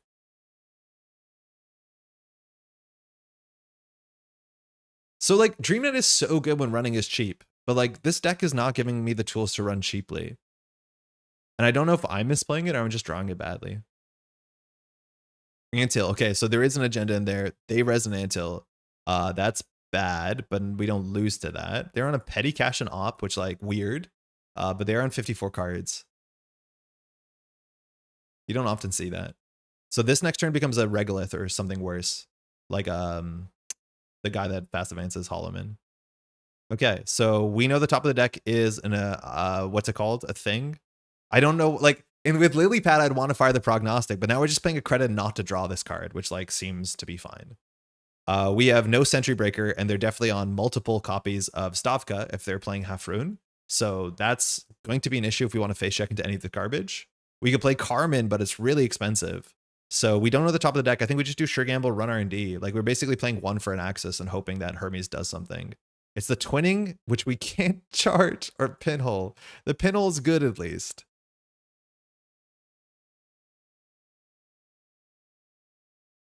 Bruising Rising Tide's good. Whack. What is going on here? My money, I'd swap out the 2 spec breaks for 2 friends of a friends from the list. Oh, I don't know if I like friend of friend and Vic that much. It feels like a lot of actions not to do much. So the top of the deck right now is a pinhole threading, which pinholing the Anthill is important. We have so much work to do. They're in green mail, so that any of these also could be a BOAC, which would be pretty bad. We can install a Carmen for 3, which is not amazing against BOAC.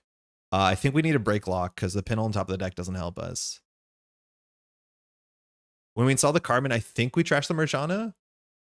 But like we know that they're on SDS. I don't think we are expecting a lot of 4-strength barriers. We have just like the option for burst decom when needed. The thing is like this deck has so many taxed clicks that spending like, you know, the 3 clicks that you need to make friend of a friend do anything is like very, very difficult. We give them the Anthill, they get Hollowman. Maybe we meant to pinhole the Hollowman. I know, that's the thing, was we could pinhole this and it might be worth it. If they have a Hollowman, all they can do is score from hand, which like worst case is another Azef and they're on game point. But then we get Hermes HQ. Like I think that's the trade. And so like we have to play around not losing the Carmen, but none of this feels good. Yeah, no Cheswa sucks because now Prognostic doesn't work and our runs are now positive. Like right now we're just trying to win on singles, which I mean, we can't win against this op deck on singles.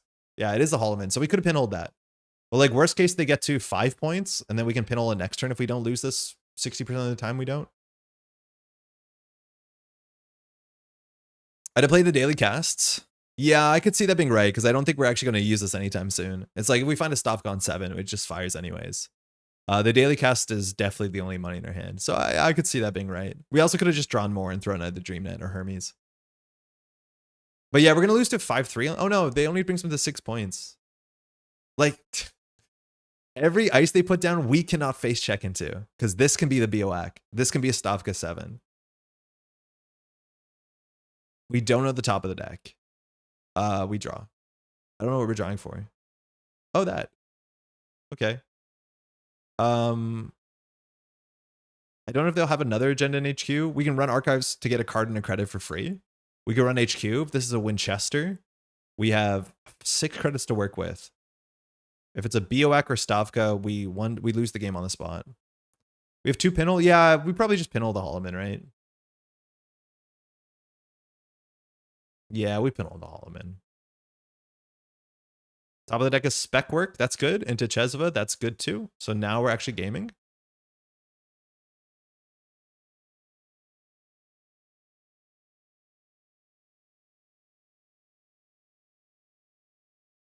So top of the deck is Chesva.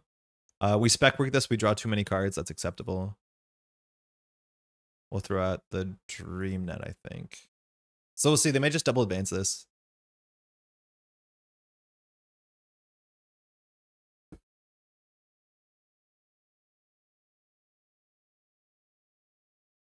The Prognostic has been good, but we've been haven't been firing it enough. I think the issue is the Chesva.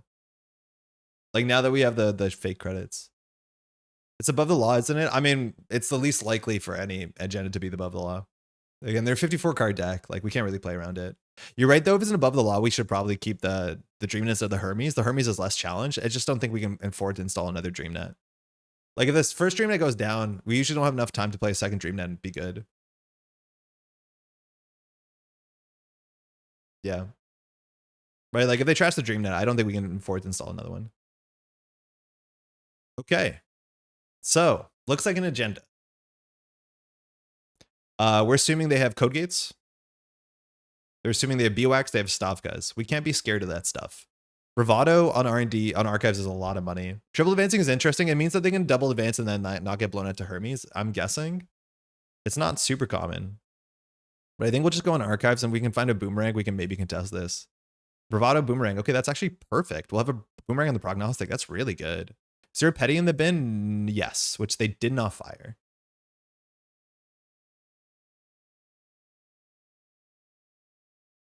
Twinning Bravado archive, send R&D because of the BOAC and hope we have Hermes. I think we just run the remote survey. Now that we have a boomerang on top. They're threatening a win? Oh, with Mioshu? They do petty Mioshu? Yeah, but if they res ice, that won't be the case. So if we Bravado this, we go down to 7. I think that's enough. Because we have a boomerang that we can install for 3.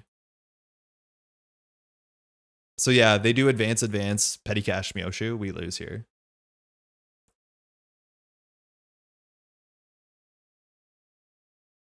This is fine. When they use this, can stop us from getting a credit here.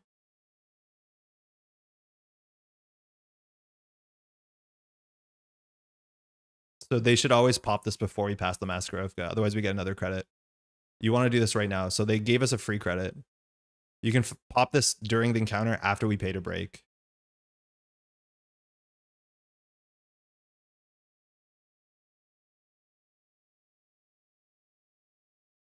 What's happening? Oh, Event Horizon, right? It's an Afshar. Okay. So we can still run this, assuming they can't or won't res this. I mean, I guess we have to.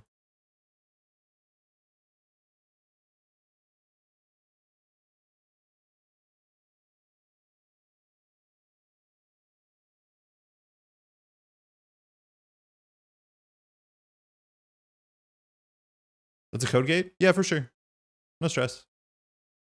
Nice. We got him. They could be unmeasured, which we're going to lose to.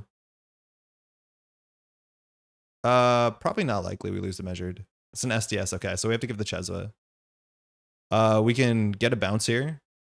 The top of our deck is known. Oh, but we're going to shuffle, so it's not, it doesn't matter. I think we open up HQ is my guess. No threat. Oh yeah, you're right. They're on 3. Yeah, we'll shuffle. So we're good. The daily cast, I don't think we can afford to go down to 4 credits next turn. We probably have to. There's a long enough game. That feels bad. Okay, man, like singles, huh? Singles. We threw out the HQ multi-axis, which would have been good. HQ is relatively easy to run right now. But we have 1 twinning.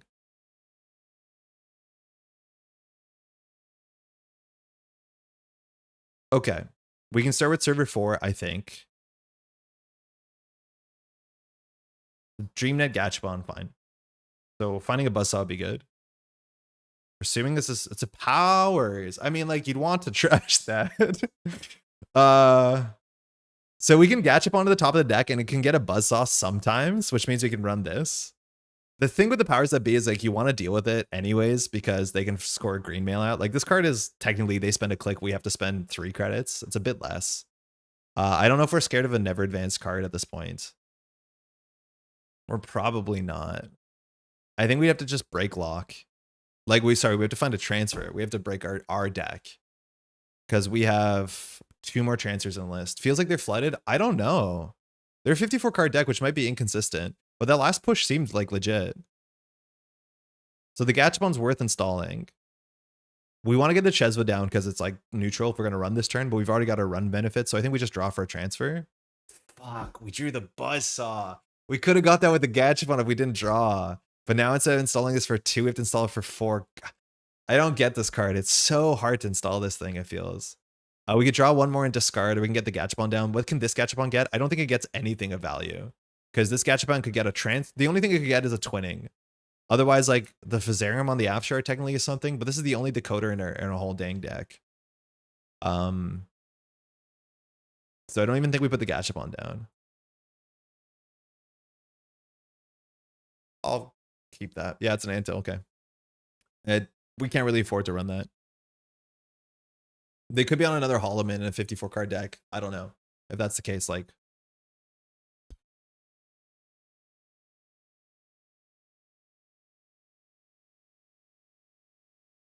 It's scrappy at least. I don't think we can afford to pay 1. The thing is we can also like run HQ, and if we see something after we install the Chesva, we can just fire this and bounce. But like we might as well go through this because it only costs 1. The 20 is in our hand? Oh my god, it is. Yeah, it is in our hand. Yeah, shut up. Get on shuffles for free, which could be nice with Q-Loop. I mean, it could be nice, but our margins are pretty thin that I don't know if we can do that. Yeah, maybe we could. Maybe we could. Not running HQ that turn was sus. I don't know. I don't feel like they're flooded. Like, we knew they had an ice in hand because we bounced. I'm not sure. I'm assuming this is a spin doctor, but it could just be garbage. They're pretty happy putting garbage on the table like powers. If this is a Holloman, it's Holloman's powers. It's pretty bad for us. The Gachapon shuffle here doesn't matter. We can run, I mean, I guess we always do just run this because it gives us a card and a credit. Unless it's a spin. Transfer into Bravado. I mean, that's pretty good. It's a spin, okay. So now running HQ, this turn's a bit better. Transfer and Bravado. So, how do we do this? Transfer, Bravado. We need to draw those. And we need to get our damn buzzsaw down. And if this thing is a Winchester, it's pretty ugly. If it's a Stavka, it's so ugly too. Like we're pretty sure this is a Bioac, which they can res for free. This could be a Bioac. They haven't played any hedges or operations, and their hand has MRR, has agendas. They're a 54 card deck. Maybe you're right. But like it's really hard to get a reasonable read of a 54 card deck because there's so many different ways it could go wrong. So I think we just do Chesva run archives because it's like functionally free and it draws the transfer. It's weird that we do all this just to get a click and a credit, but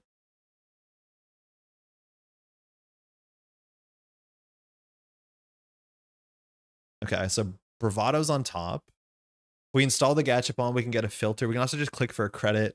We need to get the Buzzsaw down next turn so we can do like Buzzsaw transfer, but we get blown out by Stavka. We get blown out by a whole bunch of stuff. Unless we have Boomerang on the top of the deck, which is a reason to maybe like run or Gachapon to thin the deck. We have 2 Boomerangs and 11. The thing is like the top of the deck is 100% of Bravado. The Bravado is pretty good. We stall twinning at some point. I mean, we should, but we have to be able to play the Bravado first. So I think we'll just draw the Bravado so we can Bravado R&D, I guess. Or sorry, archives. I don't know. The money's not great.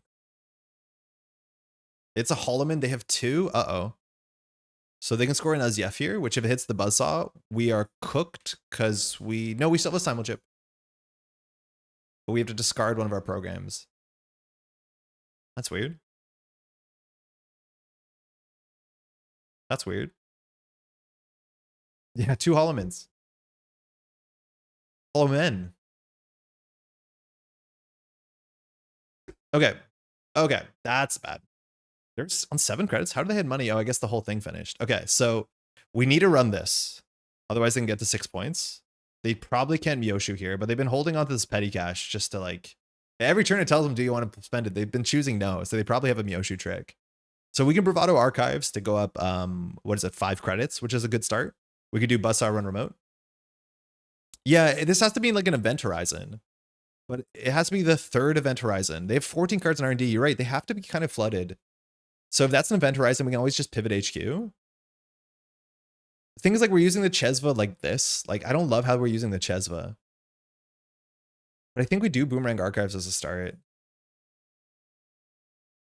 So the top of the deck is Daily Cast into Simulchip. So the Simulchip being on the top of the deck actually is very useful. Are we just twinning run Archives, run HQ?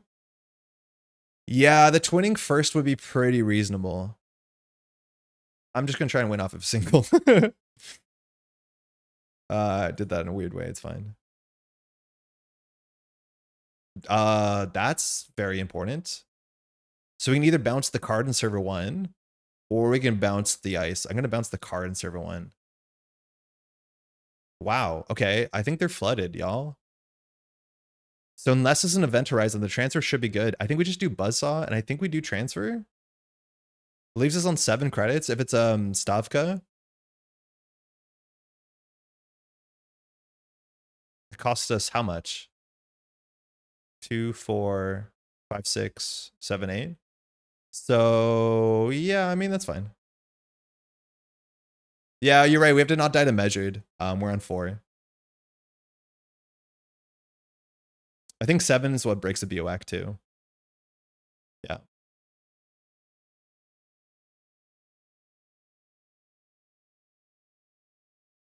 So if they do res a Stavka or a Bioac, we can't break the whole server. So we could have clicked for 1, but I don't want to float a tag. It's not that bad to float a tag here. We also think they have a 3-pointer in hand that we bounced. So we could just win in a single. They're thinking here. I mean, yeah, okay. When the runner encounters this ice, you may trash one of your other installed cards. So they trash the Maskarovka so they can get a Descent. And we have to trash one of our cards. The runner cannot break the ice's printed subroutines for the remainder of this encounter. This is such grinder. So here we have to discard one of cards. I guess we're just discarding a daily cast. I don't like this run. I like this run a lot. It wins 1 out of 6 times. In fact, maybe even more. So we'll just trash the daily casts.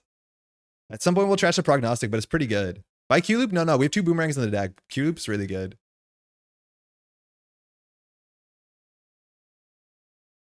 Cube 9 cards in deck with boomerang, it's usually not wrong. So they can maybe duck slightly above the law. Okay. I think that's what they were cooking. So we can Hermes more stuff. We know this to be a Bioac. We could just run R&D and win. I think we're just going to bounce whatever this garbage is because this is a Bioac and they can't res it. So we could float the tag or we could run R&D for a single. They're also going to use this to fix their hand. This is once per turn.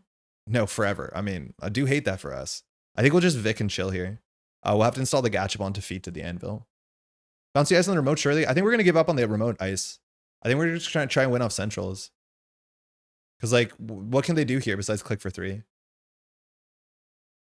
I think now we just put down twinning, we run R&D. Or we run HQ. They might have another agenda in there. They have 11 cards. So the agendas have to be somewhere. Oh, they just shuffled back 2 SDSs into R&D. Okay, so we're running R&D for sure. But they need to get up to 4 credits and they can't play the petty cash anymore. They have AAP. I mean, maybe they have 1 more. But it costs money. It costs 2. So like they didn't play petty cash because they couldn't. So I don't actually know what they can do here.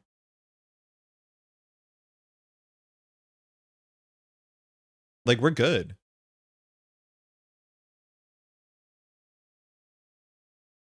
This is probably an agenda because it's the safest place on the board, but we actually can run this. It costs us 1, 2, 3, 4, 5. What is this? What is this? They're on 0 credits. I don't think we have to deal with this. I think we can just do twinning, run R&D. Mind you, they can't res this for free. Cupulation, Fizzarum. Oh, Cupulation's really good. So that's a better way to use our Prognostic. Oh, that's sick. That's a really good Cupulation. So we're pretty sure this is the big old snake. You can't res a snake for free, even if you have the green mill, because you have to afford the first 4 credits, which is like such a bad ruling for when a new player picks it up, but it is makes sense. Yeah, exactly. You need to res the Bioac for 4, so they can't res this. I have no doubt, like that's a pain point or vantage point new players who get really upset. Cup out? Yeah, we'll get the cup out in a second. I wonder if they're trying to res it right now and be like, why doesn't it work? Yeah, it's a really good cup time here. I do think they have 1 point in here, but we're going to use our cup with the prog to get the twinning.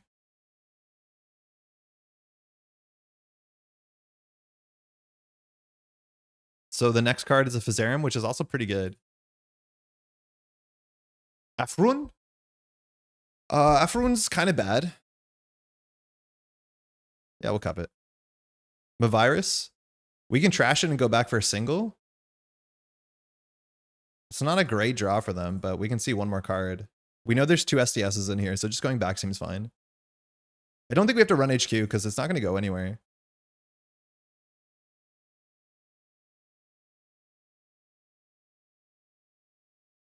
Yeah, Stavka Havrun is now captive.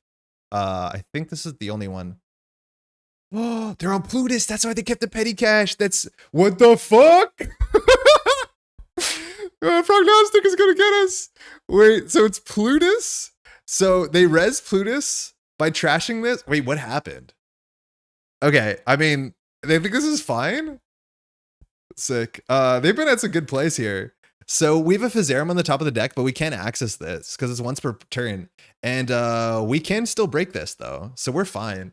I mean, it's a sick turn. So what they did is they rezzed Plutus to sacrifice the Aziev, and then they had 4 credits so they can sacrifice the 4 to res the Bioac. They forfeited all their agendas and they have 11 cards in R&D. We can still technically break the parts of this that matter. We can't break all of it, but we're just going to break these 2 and then just click for credits for a bit. We have a Fizzarum on the top of our deck, so we'll be fine. But that is hella cool. Click for 1. Oh wait, the Plutus gets them back in the game, but they have to afford to pay the card, right?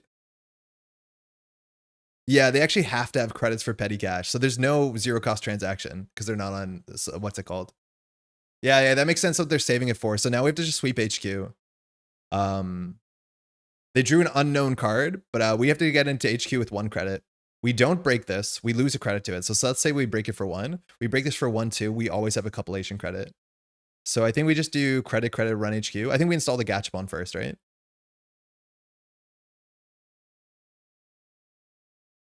Oh, we drew the Fizzarum. Yeah, that's true. We could bypass the Anvil, which means it won't fire. We know this is not an agenda. We're stressing about they're back down to 0 points. I know, but they can Plutus up a couple points here. Yeah, Gachapon's for the Anvil. So if they fire this, they have to take cards out of R&D, which is good. We want the Fizzarum originally for Bioac, but if we run this, we let this fire. Then we break Kesselride for 2. Yeah, this seems fine. We can see most of their hand. The agendas have to be somewhere. Top of the deck is transfer wealth into casts. Ooh, transfer would be good here. This is probably a Zato though, so they can duck it. We go full control here. Crora, you're not eating dirt. You gotta get the dirt in your mouth. It's good. But if they fire Anvil, they'll have 9 cards left and then 8 cards left. You see? The question is actually, is there a card here that they can trash to get something on the table? Like they can trash what's it called? They could trash an Afshar for like a Regolith, but they'd have to put it out here. I think you need 1 more credit. I think we're good because we lose 1, break for 2, and then we get a credit off the DreamNET for the compilation. We lose 1 credit to Anvil. Yeah, sure, but we have the DreamNET credit, right? Yeah. We could just click for 1, but like this gives us more time to react, but yeah, whatever. Not a big deal. Yeah, DreamNET gives us a credit. Yeah, we're fine. Yeah, DreamNet's RID text, of course. It's really, really good. So let's see. Otherwise, we break it for 1. They, in theory, can rip through their deck if they want to. This has been a sick game, I'll be honest. It's been really good.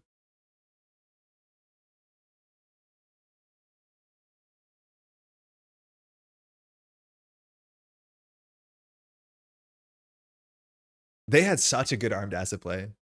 Successes before breach? Yes, success is the first thing. It's why you can use your clean getaway credits to trash cards, right? Success is first, then breach is when you choose how many cards you want to access. Oh, they didn't break it. I mean, that makes sense. So we installed our thing for nothing. Sad.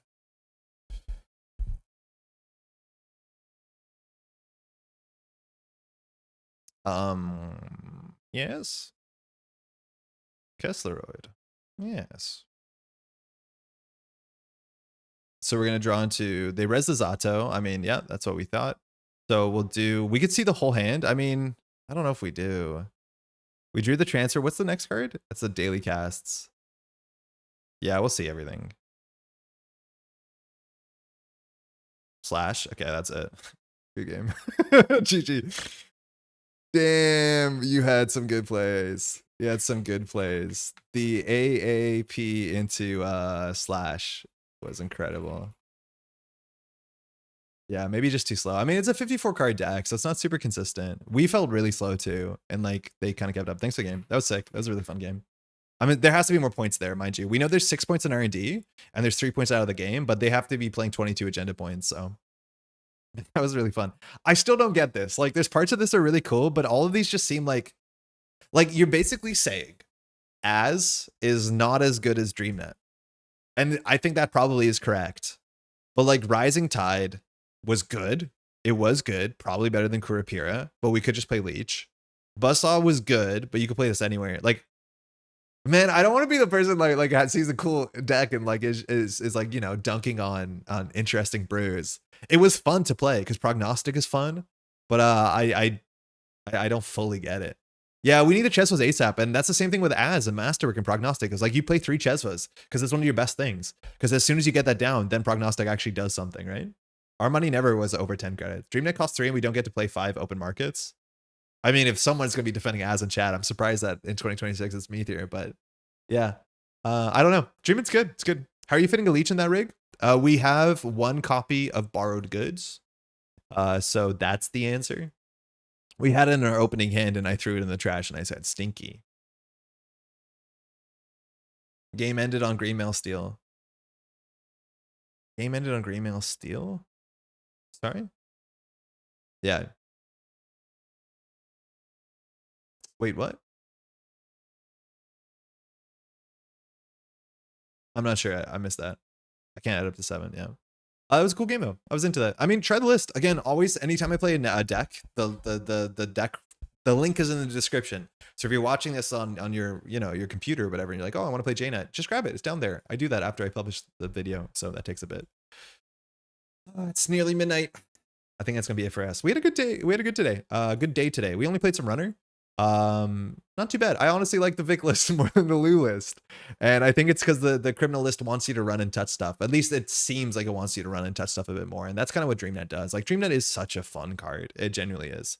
And so that's that works out well with me. Thanks for the stream, Métropole. Jai, thanks for dropping in. Speaking of thanks, all these names here and our Daily Cast patrons, they support the channel so we can do stuff like this. We stream a fair bit, mind you, Tuesdays. As well, we've been streaming now through afternoons. It's only possible because all these names here and more. So thank you so much. For those, if you want to support the channel, you can find a link in the description to Patreon. Any amount of contribution is incredibly appreciated. Also, if you want to take a second to leave a like on the video, that helps a heck of a lot. I know in the last couple of months, I don't know why, I've been pretty bad at responding to YouTube comments, but I've gotten better. I'm going back and responding to stuff. So if you left a comment and you'd be like, why is this weirdo responding to me like 3 weeks late? It's because I'm trying to catch up on the things I should have done before. So it's been a summer, that's for sure. So appreciate some clemency on that issue. We'll be back next Tuesday. If you're playing this weekend, if you have a mega city, there's the online event, the what's it called? There's an online mega city, I believe, for APAC region starting this weekend. So if you're playing there, best of luck and have fun. Yeah, that'll be streamed, mind you, on Non-Signal Games channel, which you can always find that on YouTube and I think probably still on Twitch. We'll be back on Thursday next week with Pat, who'll be joining. So yeah, we'll see you next week. There's a bunch of good stuff planned, but we'll see you there. Take care of yourself. Stay cool, mind you. And we'll catch you in the next one.